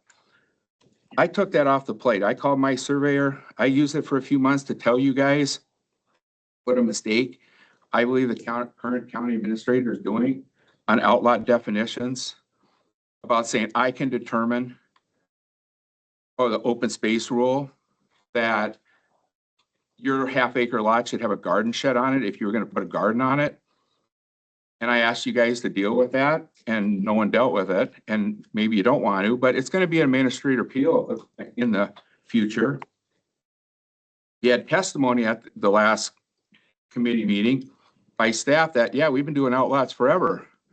Chairman O'Connell brought it up on these back lots on lakes, sewers being put on them, pole sheds being put on them because the lake lots were too small. And that's why they were being built like that. And I think, again, it's not about me today because I'm moving on. I'm not going to try the half acre lot. I went back to my township and I told them what happened. And that zoning didn't agree with their decision. And our township showed me the documentation they use for determination of that and the definition of an outlot, that it was totally okay to build a pole shed on that outlot as long as I met setbacks. It had nothing in there that said, hey, the zoning administrator can decide if it's a garden shed or not. And I think that's one of them. That's an example. Fire pit's another one. These things keep happening, right? And it's our only opportunity to come and talk to you guys as a group and not put 3-minute time limit on us. But I'm worried about the next guy, right? You already got an outlot, they're gonna come in here and, oh no, can't build on an outlot. When we were told by staff, we've never had a problem with it. But now we have a new person here and now we have a problem with it. So I urge you guys to not approve this and send the resolution to the county board. It's not ready. And I think the only way it can be ready is that there's some buy-in built in, that we all trust the process. And I'm asking you guys if you could have a public meeting where zoning can get up and walk through it and say, here's, or ask the county board, because I'm gonna ask the county board to do it if you guys don't do it, and maybe the county board won't do it either, but here's what we currently have. Here's our new one. Here's what's gonna change, generally speaking. You know, there's a few nuances, but we should know when we come in here, what can we get a permit for and we don't? And I'm gonna say, I consider myself an expert on zoning. I don't have a clue what I can do in Polk County hardly anymore. You walk in and it's just like, really? When did that change? And I guess that's my public comment today. I don't think it's ready to be sent to the county board. So, thank you. All right, thank you. Anyone else? We're still on the shoreline, part one. Go ahead, Adam. I'm gonna just mention that the model ordinance does say accessory structure. Fire pits is in the DNR one. That's how bad that is. You know that or not? Okay. Well, thank you, Mr. Chairman, and other supervisors. Appreciate the opportunity to address you. I'm going to just do a couple of things. And first, I want to start with Supervisor Garvey's question because it's a great question that you asked to Attorney Hellquist. I was involved in that change at the time. So when the first iteration came out where we were doing general zoning through the shoreland ordinance, I had a couple of town clients, specifically St. Croix Falls and Garfield. I think Sharon was on the board of St. Croix Falls at the time. It was. Who had major problems. And the St. Croix Falls problem was really unique because you have Highway 8 that goes through St. Croix Falls. And in the town zoning, that is zoned commercial for the most part. Under the new iteration of the shoreland ordinance, it was zoned different than that. And so we literally had property owners in the town who came to the town and said, I can't do this in your zone and I can't do this in their zone. I can't do anything with my property. And that was true. So I worked with the then corporation council in my capacity as counsel for those two towns to try to find a solution. My preferred solution was delete all of this crap. It's illegal. The corporation council's solution was, well, that's going to be a lot of work. Why don't we just have an exemption for zone towns? To which I responded, I can live with that. I didn't represent unzoned towns at the time, or some of the other zone towns. I don't think I really loved it, and I doubt the boards of Garfield or St. Croix Falls loved it, but it was a reasonable solution at the time. Here we are today with an opportunity to actually get it right. And we should do that. And Attorney Hellquist is exactly right. The DNR, who is charged by statute with protecting our lakes, with administering NR 115, has come up with a model ordinance. Anybody who knows me knows I don't love the DNR, far from it. Anybody who knows me knows that I have some problems with the model ordinance. I think there's some things in there that aren't quite right, but it's a heck of a good starting place. And it's a uniform statewide application that would apply in every single town, whether it's zoned or unzoned, and we don't have to have exemptions and zoning districts.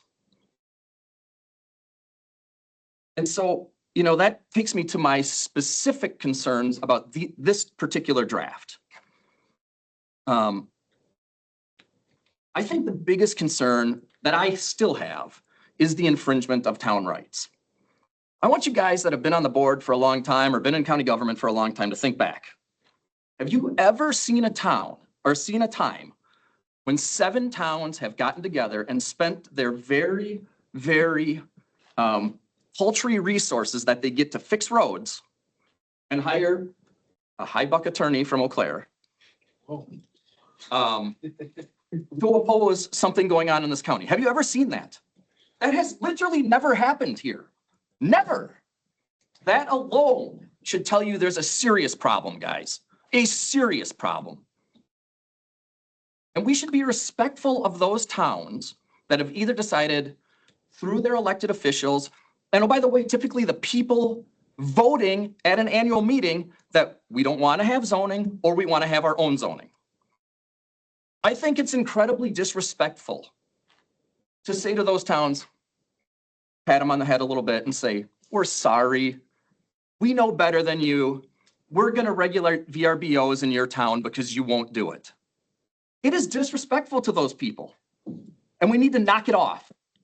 We need to respect the town authority and the town right to manage what goes on there. And if in the town of Georgetown, the people want to have VRBO regulation, guess what they ought to do? Go to Jeff Trainer and tell him, Mr. Chairman, we need to regulate VRBOs. And there's a process and a way that they could do that in the town of Georgetown. We do not have to do that here. And we shouldn't do it here because Mr. Hellquist is awfully nice, but I'll say what he didn't say. If you do it and the county board passes it, you're almost certain to end up in litigation with 7 towns. Who does that serve? What good is that? It's bad process, bad policy, and we should stop it. The other specific concerns I have with this particular draft, and we've seen it, and Mr. Nelson alluded to it, I can't tell you the number of phone calls that I have gotten in my law office over the last 6 to 12 months from very, very upset, long-time excavators, soil guys, sanitary guys, builders, property owners. We have a serious problem right now, and this draft makes it worse. It's too confusing, it's too much discretion, and we should just stop the process and do something that's simple that people can follow and understand. Again, model ordinance isn't perfect. You don't have to adopt it verbatim, but it's a good starting place. Let's not go down the road by adopting this ordinance, this draft, of being sued. Why? And I'm the last guy to say, hey, in government, let's be scared of being sued, right? Anybody that's knowing me, I say, hey, you do what's right, You do what you think is right, and if you get sued, you get sued. Let the chips fall where they may. But here, we have a simple solution that addresses all of the issues that we care about to protect the lakes without risking a lawsuit, without infringing on town rights, without being disrespectful to town folks. So it urges committee to step back for those specific reasons. But there's two bigger reasons why I think the committee ought to step back, and not just on this ordinance, but on the general ordinance and the subdivision ordinance. I think those of us who live here and have lived here for a long time, we love it here for specific reasons. I don't want to live in Woodbury. I don't want to live somewhere that's like Woodbury. I want to live here. The people that testified at the earlier public hearing about wanting peace and quiet and tranquility, I think that's probably why most of us live here in the country.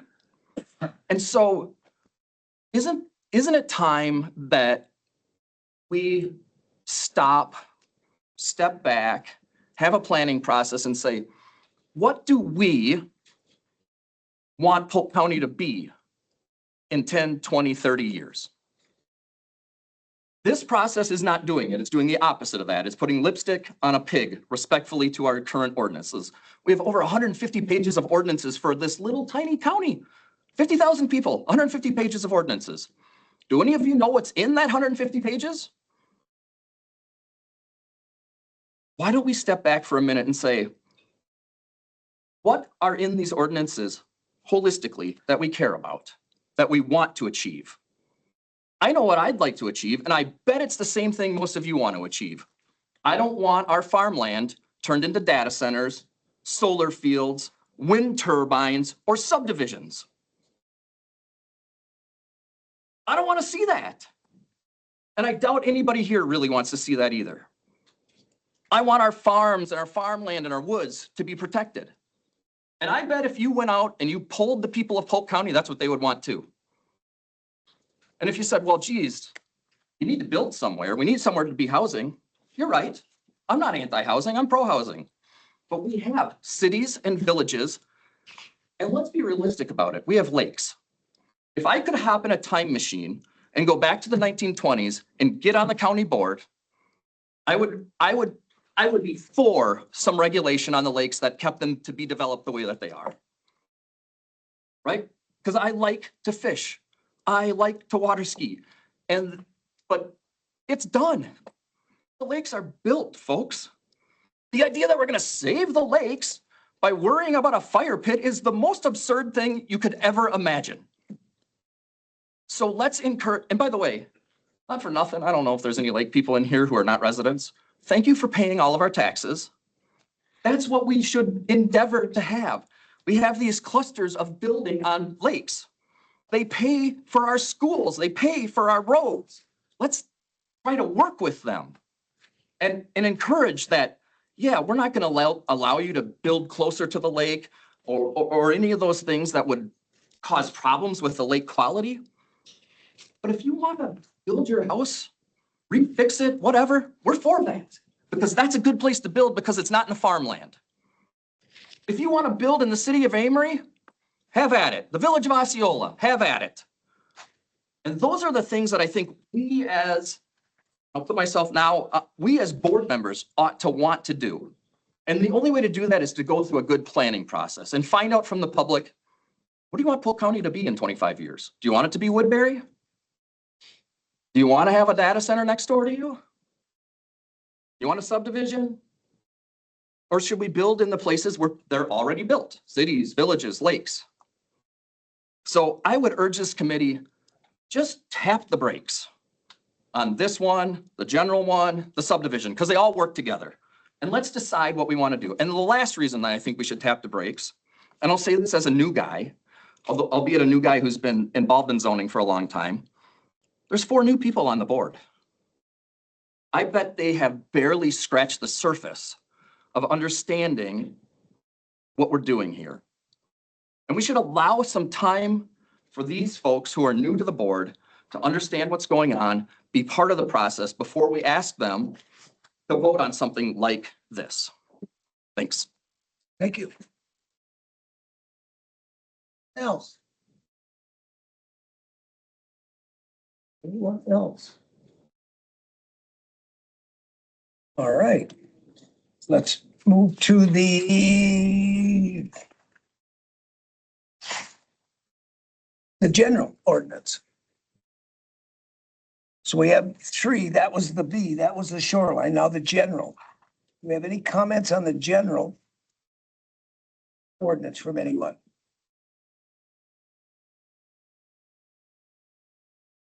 Mr. Nelson, yes. The same on, my public comments, the same on both ordinances coming up. You Okay, shouldn't pass them today. sure. Okay. That would be the only comment. And then we have the subdivision. Same comment, You have the same comments on that for those, okay. unless you dealt with outlaw definition. You've dealt with outlaw definition again.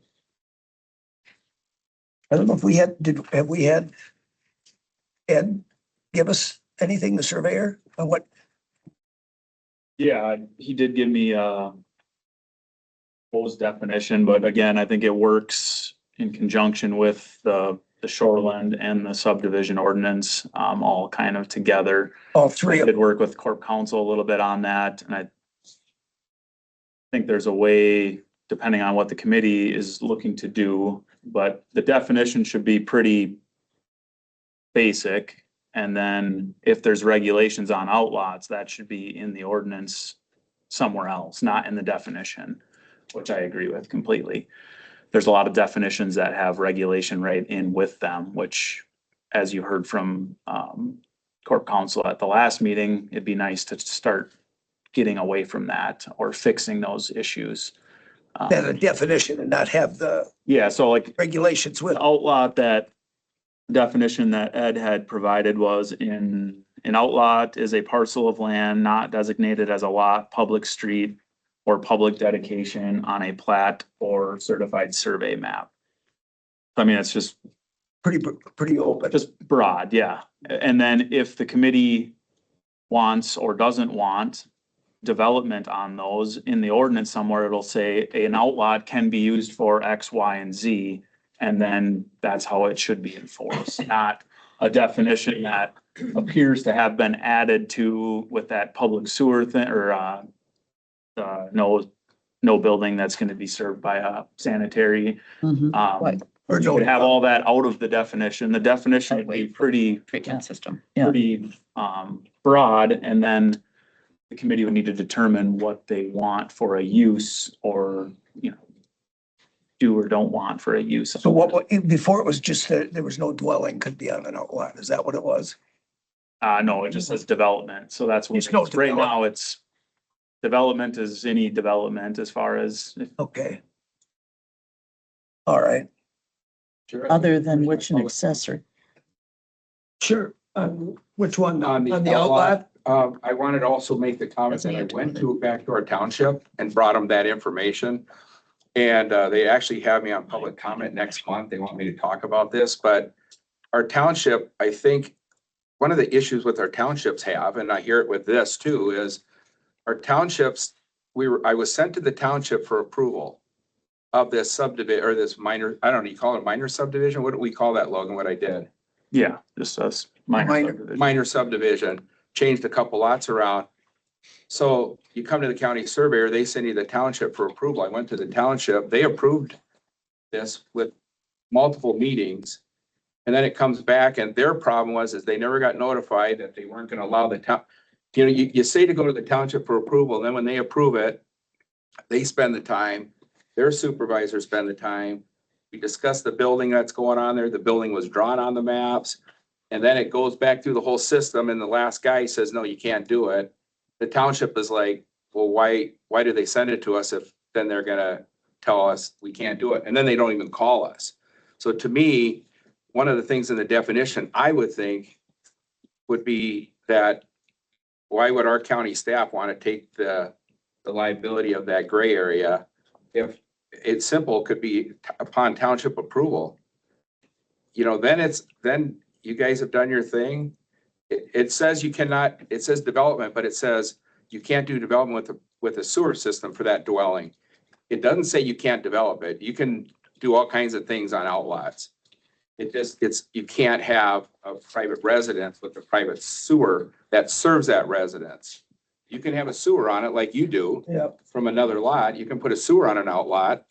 You can design outlots for all kinds of reasons. A park, you can put park equipment on them. You can develop an outlot. Can't have a private residence on it that has their own sewer on it is the key. But my key is more as, if we're gonna include the towns, and it goes back to what the towns are worried about is, again, you're taking the authority away from our township who did the process, and then you disregarded what their process was in the end. That's, I think, I'm speaking for my township. I'm not a supervisor on it. I'm just telling you what the discussion is in my sense of watching it happen. That's the hiccup. Okay, So. so that one, okay, Thank you. I'm done with my public comment. thank you. So that's on the outlet part, all right. Anyone else on? Hearing none, then we can close the public hearing on these three. We did A, so it was B, C, and D. Now, discussing 826, resolution amending the Polk County Code of Ordinances, chapter 42, the shoreline. So actually, we're good. 9, 10, 11 is almost all three. Where do we feel we're at?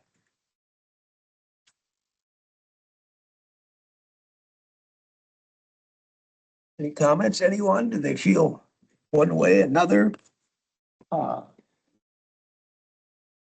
ahead. Me as being the new guy, Yep, I mean, yep, I haven't had enough time to even try to absorb any of this. okay, 150 pages of it. I'd need more time. okay. What does everybody else think? Or I mean, how are we want to go forward here?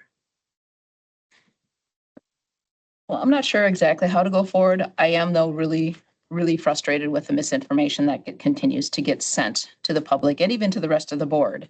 In the fact of where this started, what truly the changes that were made. I know Mr. Nelson had questions about setback averaging. That's why we mapped it. That's why we drew it out, tried to resolve that.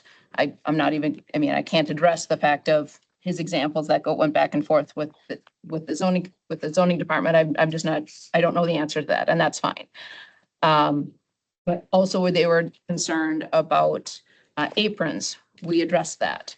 There were concerns about some of the sidewalks and stuff. We did our best to address that as a committee. And so I'm very frustrated as we've been trying to walk through this, address the issues that were brought forth to us. And then we have this promotion out there that we've made all these changes when in fact, a lot of these have been in place since 2016. And my understanding, these were put in place in 2016 because there were at that time a lot of people that were very concerned about the overuses of VRBOs around the lakes. So we've gone all this time, and please, anyone can please around the table, correct me if I'm wrong. I don't know if our complaints or our issues, other than people still concerned about VRBOs, has been brought to the committee, to zoning, whatever. I don't know of that. I also find it really interesting that we hear that there's contractors constantly complaining. I have received a phone call from one. I realize I've only been on this committee for 2 years, but I've worked with contractors myself. I have contractors I deal with on a regular basis. I have heard zero from those people. So I'm just really struggling with this perception out there that there's all these issues and all these changes that we've made, when in essence, we've clarified some language. We've tried to do some diagrams. We've addressed some issues that have been clearly brought forward. And it's incredibly frustrating, like I said, that this upheaval that supposedly we have been brought forward that I am quite frankly not seeing. There's been reorganization in this ordinance. Absolutely, there has been reorganization. That doesn't mean there's been a lot of actual verbiage changes. Mr. Hacker did a lot of work to try to make it flow a little better, which caused a lot of red and it was difficult to follow. But a lot of that was not actual verbiage change, it was relocation. And so, again, also the push to go just with the shoreland zoning. If we go just with the model ordinance, that also removes any other pressures on the lake because the model ordinance does not address trailer home parks, VRBOs, any of those other things that as a county or as a committee way before my time was trying to address. So maybe that's just a statement. I guess that's all it is, but that's what it is. Okay. So do you feel that we should have like a second meeting? Take the old one, take the new one, and see if there really is changes. What is, I mean, can we do it once more? And just see. Yeah. We've tried. I mean, I guess my Scott is question, behind. I mean, Mr. Nelson had the example of show me this permit application compared today is the one in the future. Well, what would that change? well, that's what I'm saying. If we went through the whole thing, or each one of those, what changed, what didn't? what are the amendments that keep getting talked about? I mean, it's kind of tagging off what Pam said. We hear about Yeah. amendments, we hear about a lot of things. I'm curious what those amendments are. That, you know, nobody names names, they just name, talk about all the amendments that changed. I guess that's the thing that I keep coming back to, is what's actually changed. Yeah, I mean, What specifically? You mean it's changed? Cause you had, I mean, in 2015 or 16, when the last one was adopted, you went through the same process, right? And I think you Yeah. three were all in the. Yeah, I think so. So at the end of the day, there hasn't been a ton of changes. I understand this whole town zoning thing, and I think we did the best thing we could do to remove town zoning. Correct? make a town zone. Yep. In essence, not change from 2016 to this. You call all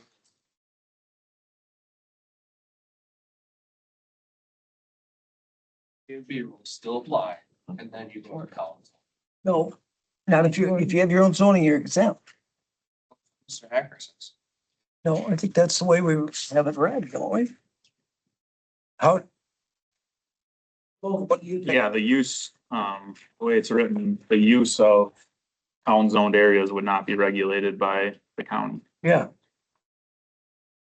So very specifically, VRBOs on a town zoned area would not be regulated by the county, any of the, Correct. very specifically. Because those are allowed in R1 district. The town zoned areas are town zoned, so that's not in the R1. Their district. uses are totally their own. And that town zone district states to go to your respective town, I believe, to, For Airbnb. Can you? for everything. so the town zoned is on, well, So they would go, 6 of the packet.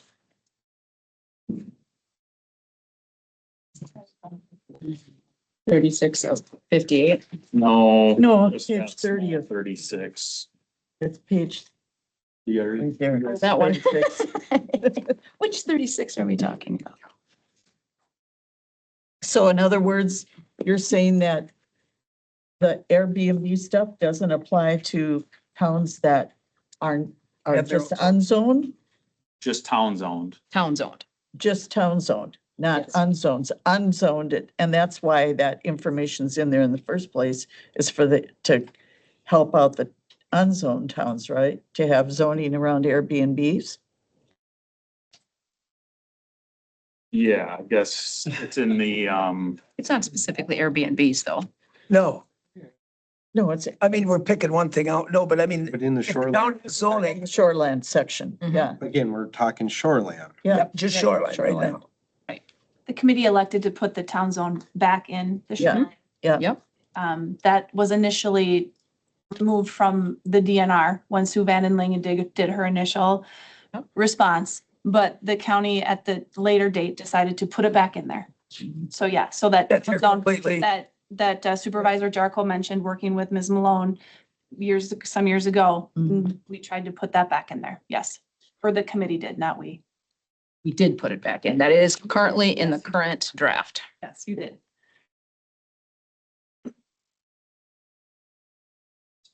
spots.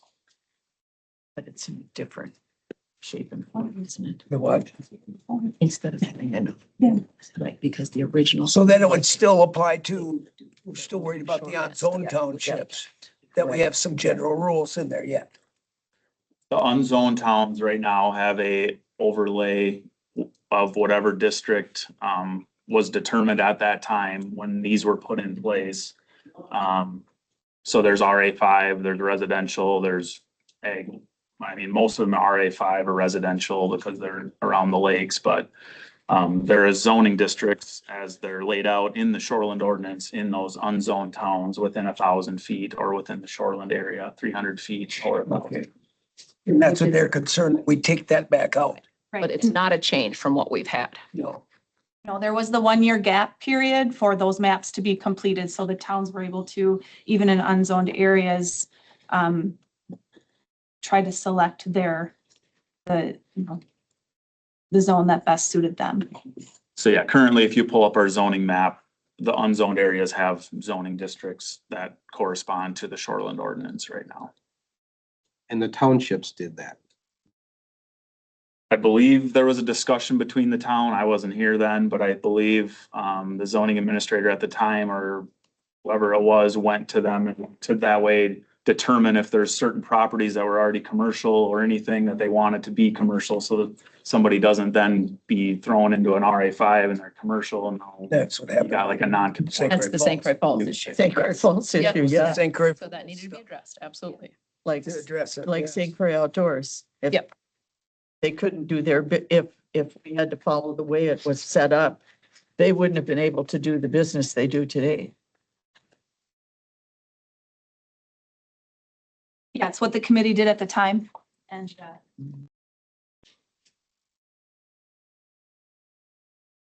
So what are we thinking? I mean, Well, I wouldn't want to be a new supervisor coming in on this because it's very confusing. Yep. And I think we should give the new supervisors, because they're going to be voting on this at the Yep. town board, time to digest this because it's a lot. It's a lot. definitely. And especially if they're coming in and they're new to zoning, they're going to have questions. And I think it's fair, it's not fair to them to throw this at them and say, you need to vote on this. And they're gonna say, you know, I need to read it at least. So do you think we should have another workshop meeting to sit down and go through it again?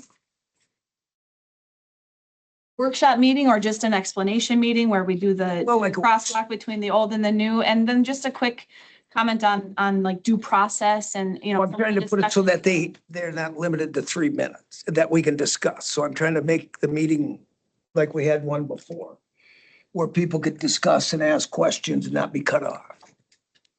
So I'm thinking, what did we call that last meeting? I think Called a working meeting. like a workshop. Like a workshop meeting, so that we can discuss it that Openly way. discuss. Openly We've had discuss. 2 of those. Is that kind of sharing what we're thinking then? Is what you were thinking? To have at least one of those? And invite the new supervisors Yes, to be correct. there, To be to here, be here sure. for that, if they're, All of the new supervisors, Yeah. not just Scott. Yeah, exactly, all the new and there's, supervisors. well, yeah, okay. When Yeah, you, just so when it comes to discussion about process or, you know, how long it's been taking and things, I mean, staff is literally just trying to abide by what the committee wants to do, give everybody enough information, continue to go through the crosswalk of the old and the new. I share some of the same frustrations as Supervisor Garvey, just wanting to make sure, you know, the information is shared that's accurate and correct. Yes, And there's not a different narrative. It might be helpful too, to, you know, have them see what we've gotten from the DNR too, from Sue's list, to say, here's what we've done to address we've addressed all of these items in one way or another, huh? The specific ones. Yeah, the specific ones, yeah. so Kim, when do you propose such meeting? We've already got one on this. Is the May 20th not going to be the working meeting? I would not assume, or Is that too soon or Is soon that enough? gonna be enough time? I mean, I'm just asking. I mean, Scott, you gonna sit down tonight and go through that 150 pages? Ask. Got 2 weeks. Otherwise, we're looking at June, I believe it is June 3rd June 3rd. Yeah, is our next meeting. I'm not Um, third, just. Do we have so you any know. public hearings coming up? yeah, Any other ones, do you know, that are on the horizon or whatever? well, now we have a conditional use permit. Yeah, the CUP for the rezone today. Otherwise, those other three are gonna be on the 20th, so. The other three conditional use. There's a rezone condition. Sold it, no, okay. So 20. currently, as it stands, there's already 3 public hearings on the 20th. Okay, There's the conditional use.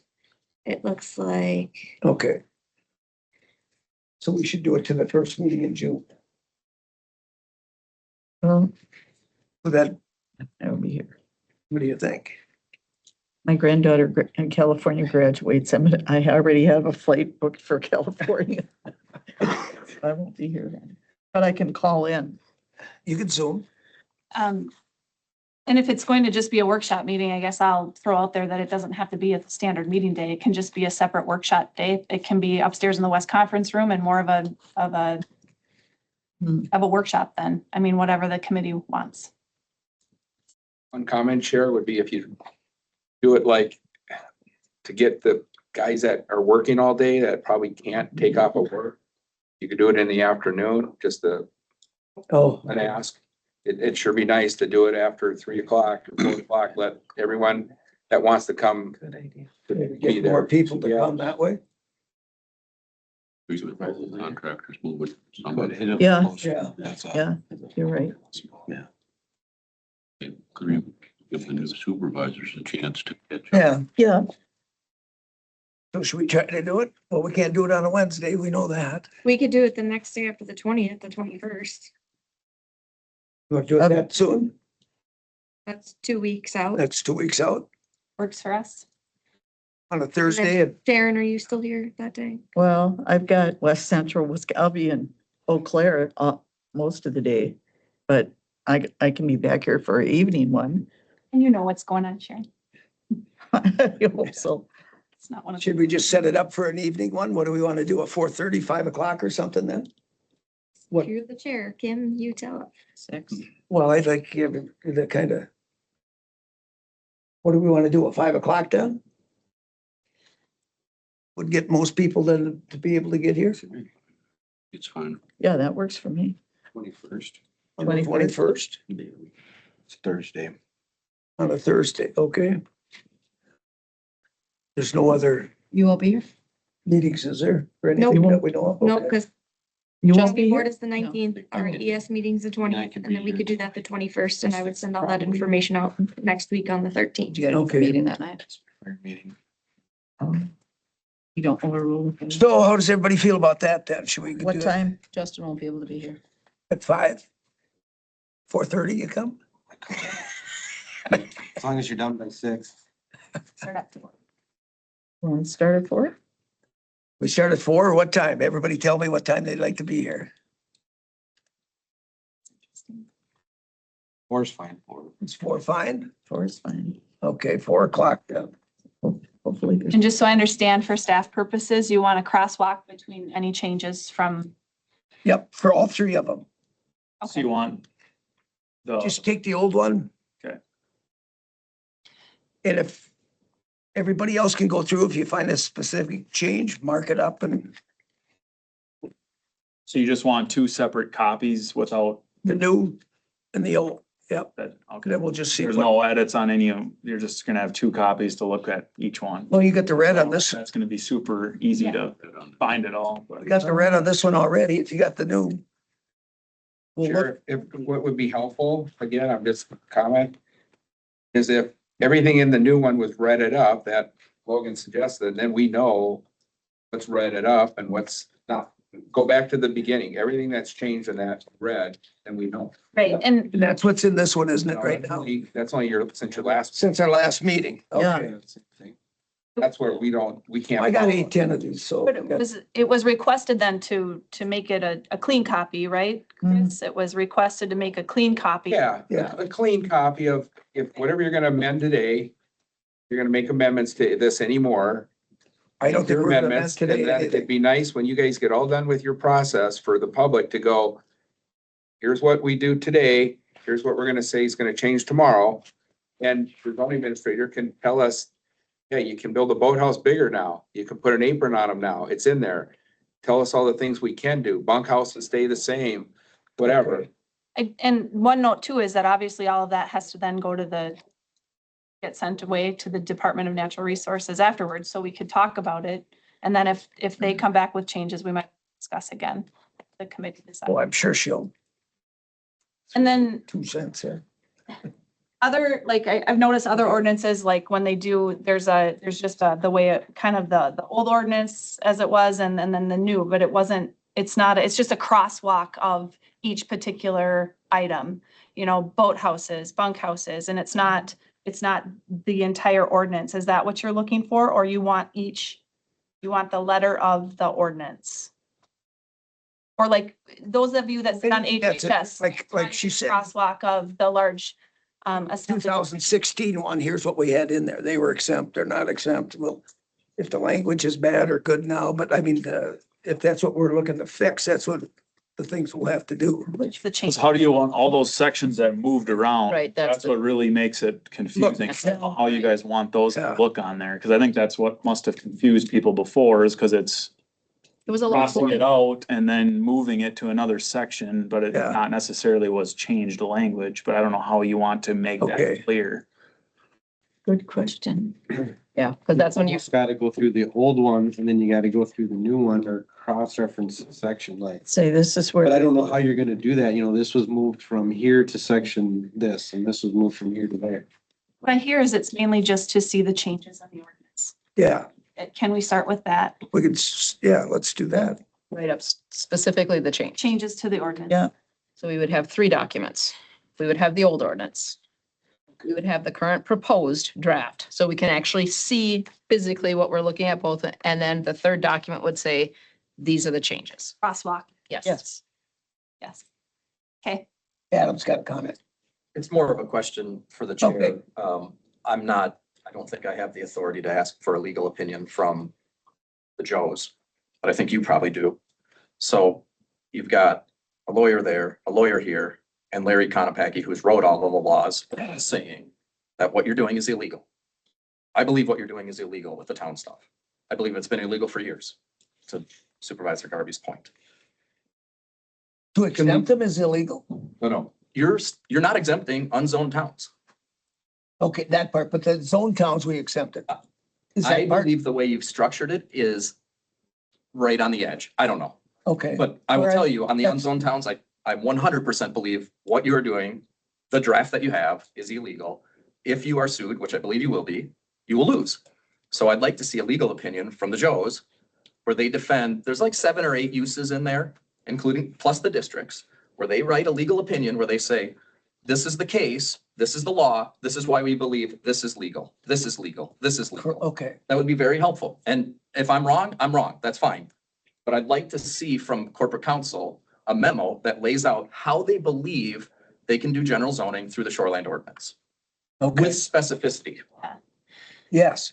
The other option would be to what the committee has just discussed previously and to go back to the shoreline overlay district.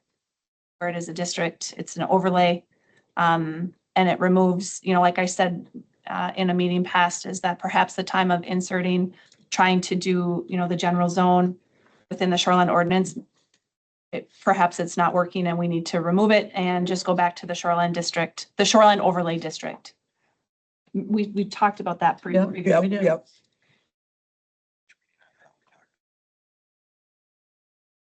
Decided to go back to All right. just the town We zone had- instead of doing the overlay. We add the model ordinance to that next meeting, It's everywhere. that workshop, just so we have a copy of the model ordinance, the old candidate at this meeting.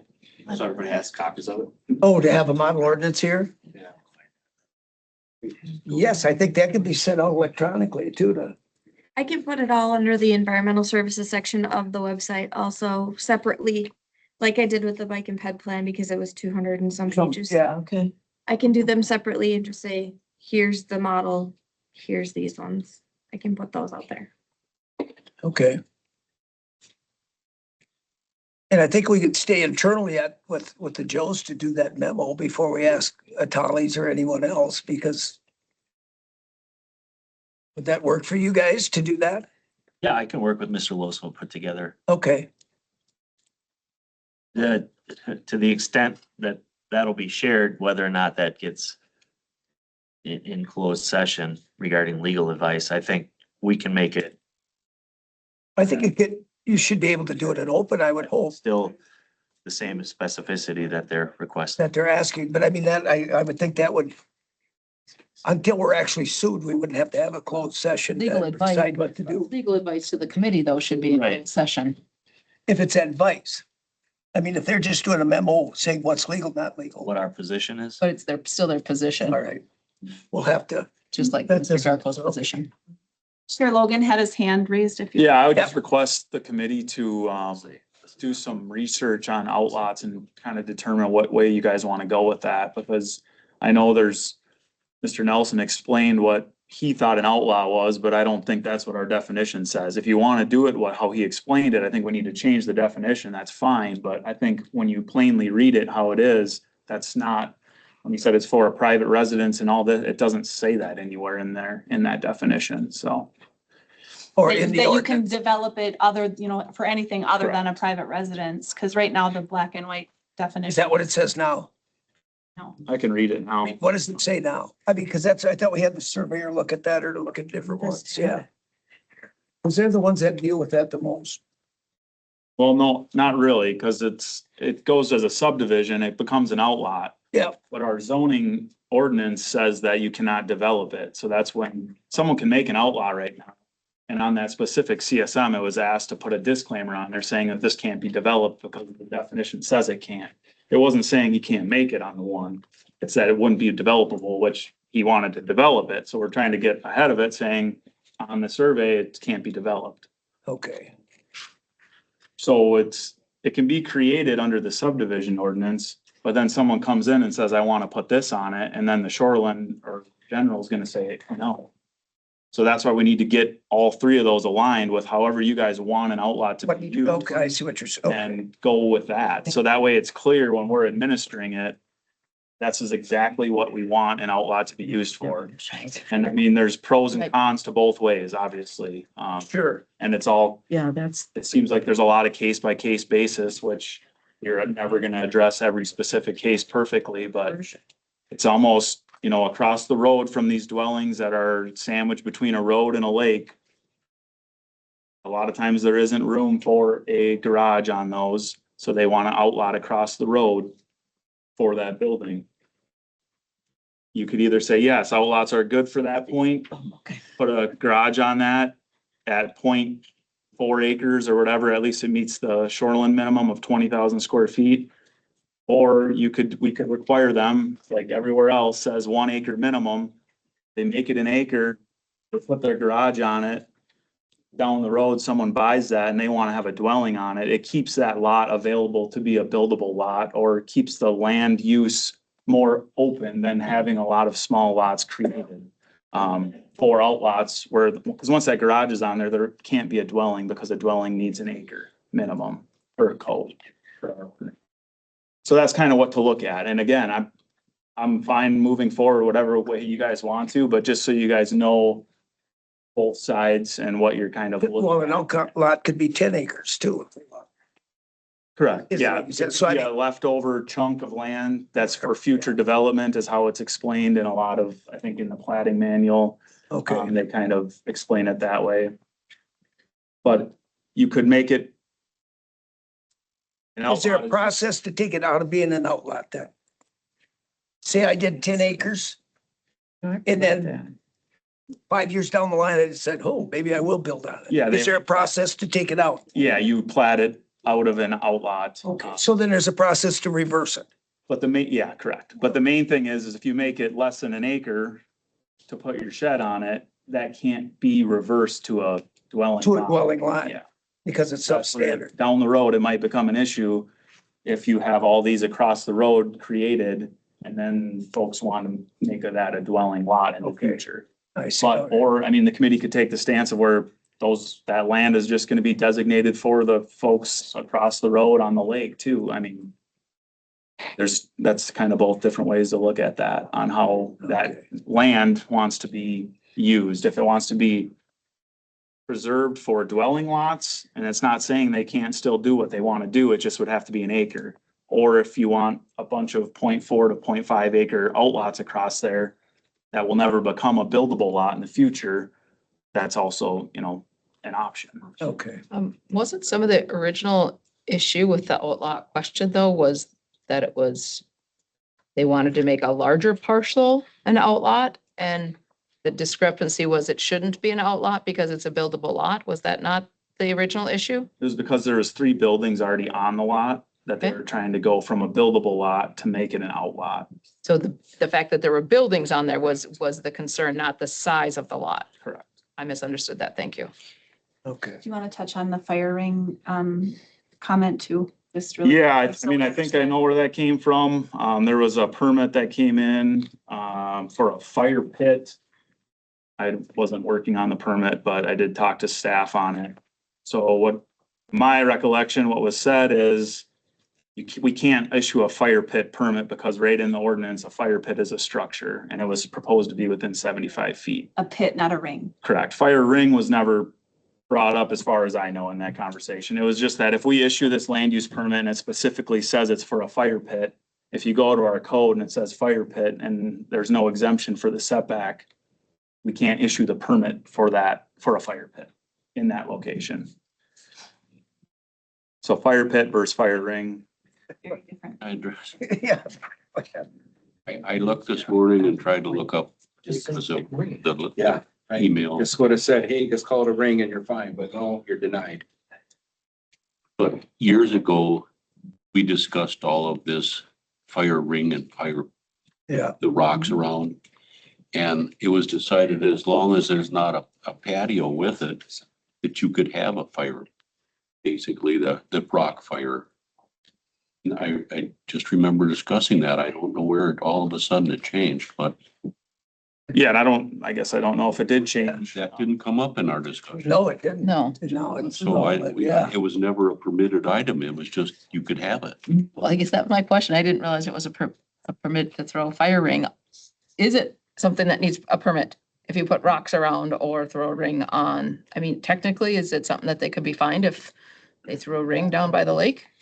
It's built this weekend. I'm just, From the lake. right, I'm just saying, is that, What's your address? I really, I think. What was your I'm not trying address? to- I'm not What's your trying to- address? No, it's, I think that was how it was explained. Again, I didn't talk to the specific contractor on this one.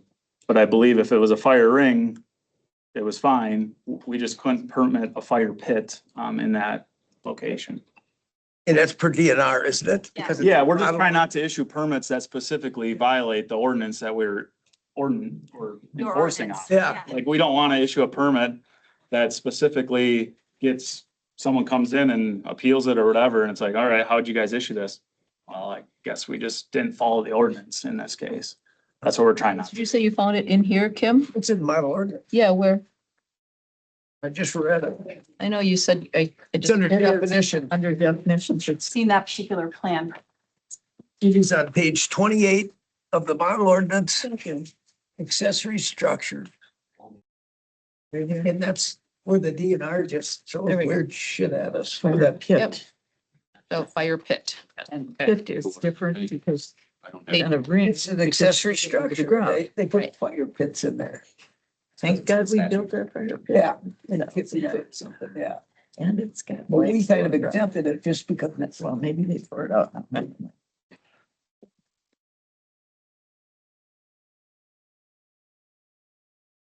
so that's the accessory structures that they. what we need is a definition of a fire pit. You know, To get around it or whatever. Fire pit is in the ground, fire ring is on top. Yes. I don't. Another 10 pages to define undertaking. Fire, all right. Could be if you want. Mr. Chair, was there a motion as to the working group or meeting? I apologize. No, I don't think, we don't need a motion to have another meeting.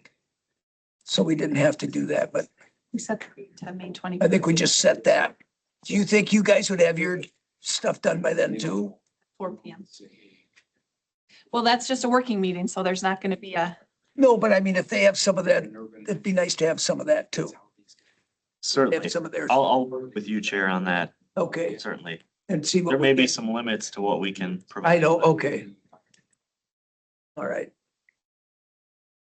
the 20th is going to be obviously a set meeting with public hearings and things, and maybe that would be more appropriate for council if there was something if they have Yeah. something ready, all right, to give you more work, Joe. we'll just see, okay. All right, are we at 20 then? We have all the rest of the stuff, the work plan and all this still. We still need a motion then on resolution 6 to move it again to June 3rd, I would assume. No, other methods.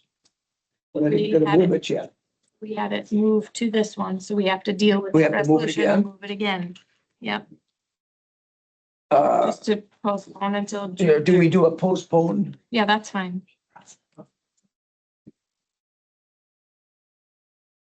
Postpone indefinite, then what? That drops it entirely. Drops it entirely. You have to put a date certain. Motion to, would it be June 3rd then? Is that- Yes. June 3rd. You're not going to act on it on the 20th. Why don't we just leave our current ordinance and just freaking drop off? All right, so we'll need a motion to move 826 down the road here. Send it to them. Do we want to set it for that meeting or the, This is yours, I think. Yeah, I think for now? drew that down when you're. That is so frustrating. Does anybody want to make that? To move it down to at least the 3rd then? You want to make If you it? don't, we have to act on it right now, Yeah, right? Yeah, And if we don't move it, then we don't need to have that working meeting. no, but we know it won't, it'll There is that. start it'll start everything all over though. It'll be shut down and then we get to start from scratch again. Is what I'm saying. I don't think it'll pass. The new people haven't read it and all that. I mean, I don't think it'll go through as it sits right now. Is my feeling. yeah, I agree. Okay.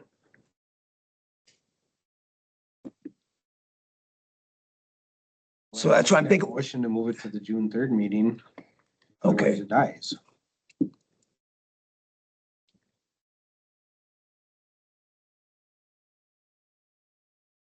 a motion to make resolution 826 to the 3rd. We can die with no second then if it has to. I'll second it. Then at least we can vote on it, and move it to then and. Any other discussion? But hearing none, all those in favor say aye. Aye. Opposed? So it's still on the agenda, so, okay.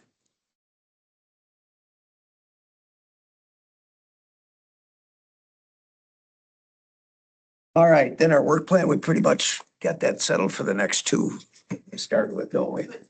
We are not doing a class 2 notice for an additional public hearing on the 3rd. Is that correct? Are we That's gonna- correct. We're just discussing those, or not we, but you will be just discussing those resolutions as they are. If there's substantial changes, we will have to have another public hearing. I would think, is that how it works, isn't it? Well, yeah, yes. Yes, that's how it works. Then you wouldn't want, probably wouldn't want the resolution on the 3rd, because if from the 21st, if you're gonna decide to have a public hearing, there wouldn't be enough days to Yeah, notice that public hearing. want to be on the 17th. So then it would have to go to the 17th. Well, the 17th would still kick it to May, so you could still do it June and then move it again to July. Kick it to May. She went June. Well, we already have it set for June 3rd, but if you're not gonna have for public hearing and have to do it June, would it be 17th? It's already passed county board. So you could just move it on the 3rd to July's first meeting, since it would have to be July's county board. Yeah, It doesn't matter which one it's on, it still goes to July. it still goes that far, yeah. Cause then it still has to go to the DNR, doesn't it? After you pass it. Yeah, And that would be if there's substantial changes after the meeting on the 21st, correct? correct. Which that possibility is always there. All right. So that gets our meetings out for a while, doesn't it? It does. Okay, 17, do we need a closed session? No, sir. We don't. No. Okay, I make a motion when we adjourn. uh-oh. I don't know if you can get a second for that. Second from Scott. All those in favor say aye. Aye. Opposed, the same.